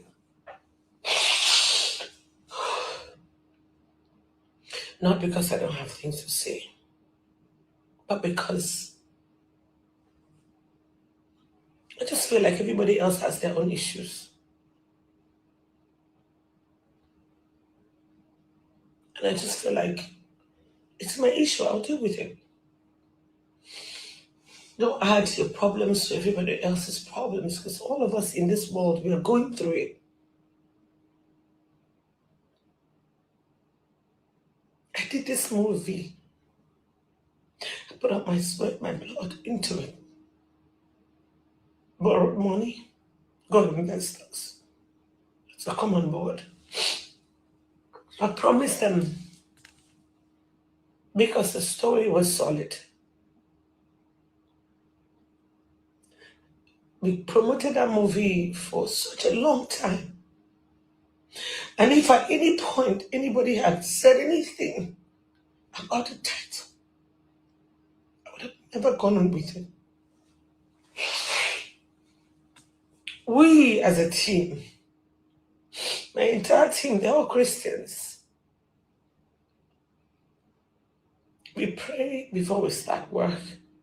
We reference God because that's the premise to which we do everything. If we knew that that title, Dirty Christmas, was going to eke anyone, upset Christians, to a point where I can't issue a statement to discredit the work that I've done the entire year,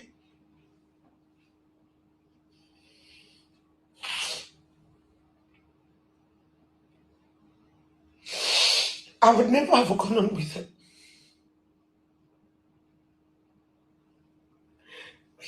We're just creating a title to provoke conversations. Because Christmas in my head is just a season. This film has no dirt in it. It highlights family conflicts, secrets unfolding. It highlights things that people do. Talk about fake food, fake drinks. This movie does that. Oh God, I can't believe this. I would never sit on a gathering where Christians are ridiculed. Every day they're killing Christians. I know how my heart goes. How we feel. To now think that I'm the one that people are looking at like I'm doing something to dishonor Christians and Christ.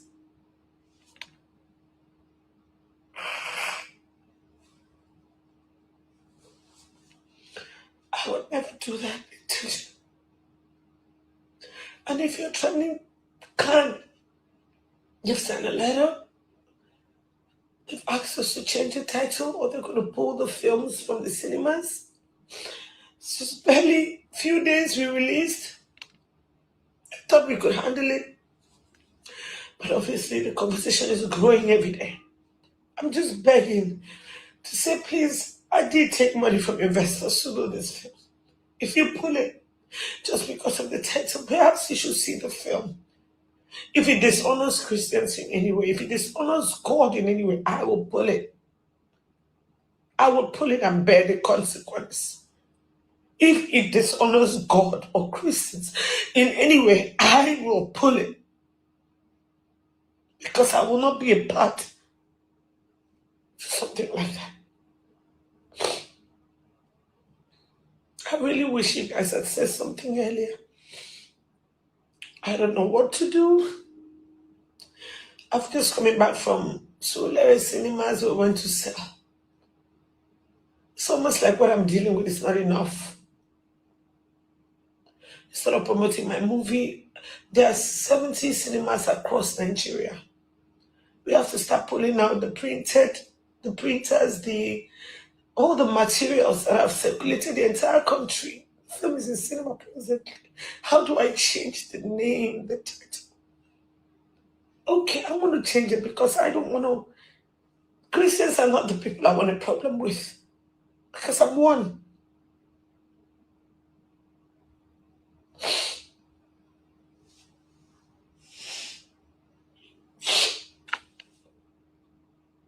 I would try to change the title. Just give us some time. Don't pull the film.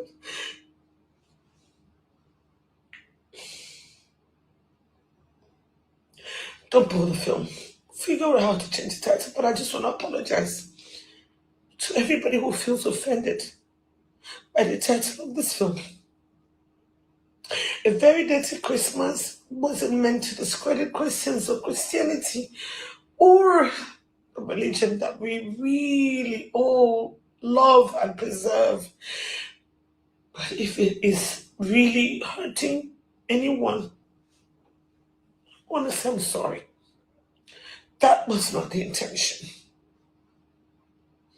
It was just a metaphoric way of telling a story and provoking conversations. The intention was not to ever dishonor God, Christians, or the religion. I know no other religion.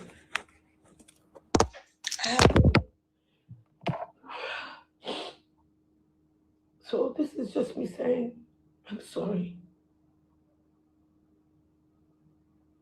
I can't believe this is hurting people so much. Since it is, don't pull my film. Give me a fair fighting ground. Let people go watch the film. Watch the film and come back and say that this film degrades Christians or this film degrades Christianity. Then I will pull it. But if you haven't seen the film and you say that I'm dishonoring God, Christians, by this film that has no moral, there's no negativity on, if anything, my character is born again till the end. I'm too much of a believer to do that. This breaks me. I don't know what to do. I really don't know what to do. Just don't pull my film, please. Just allow people to watch. You go watch it yourself. All I'm begging you, my fathers and my mother. You are watching UB Stories. Like, subscribe, and leave your thoughts in the comment.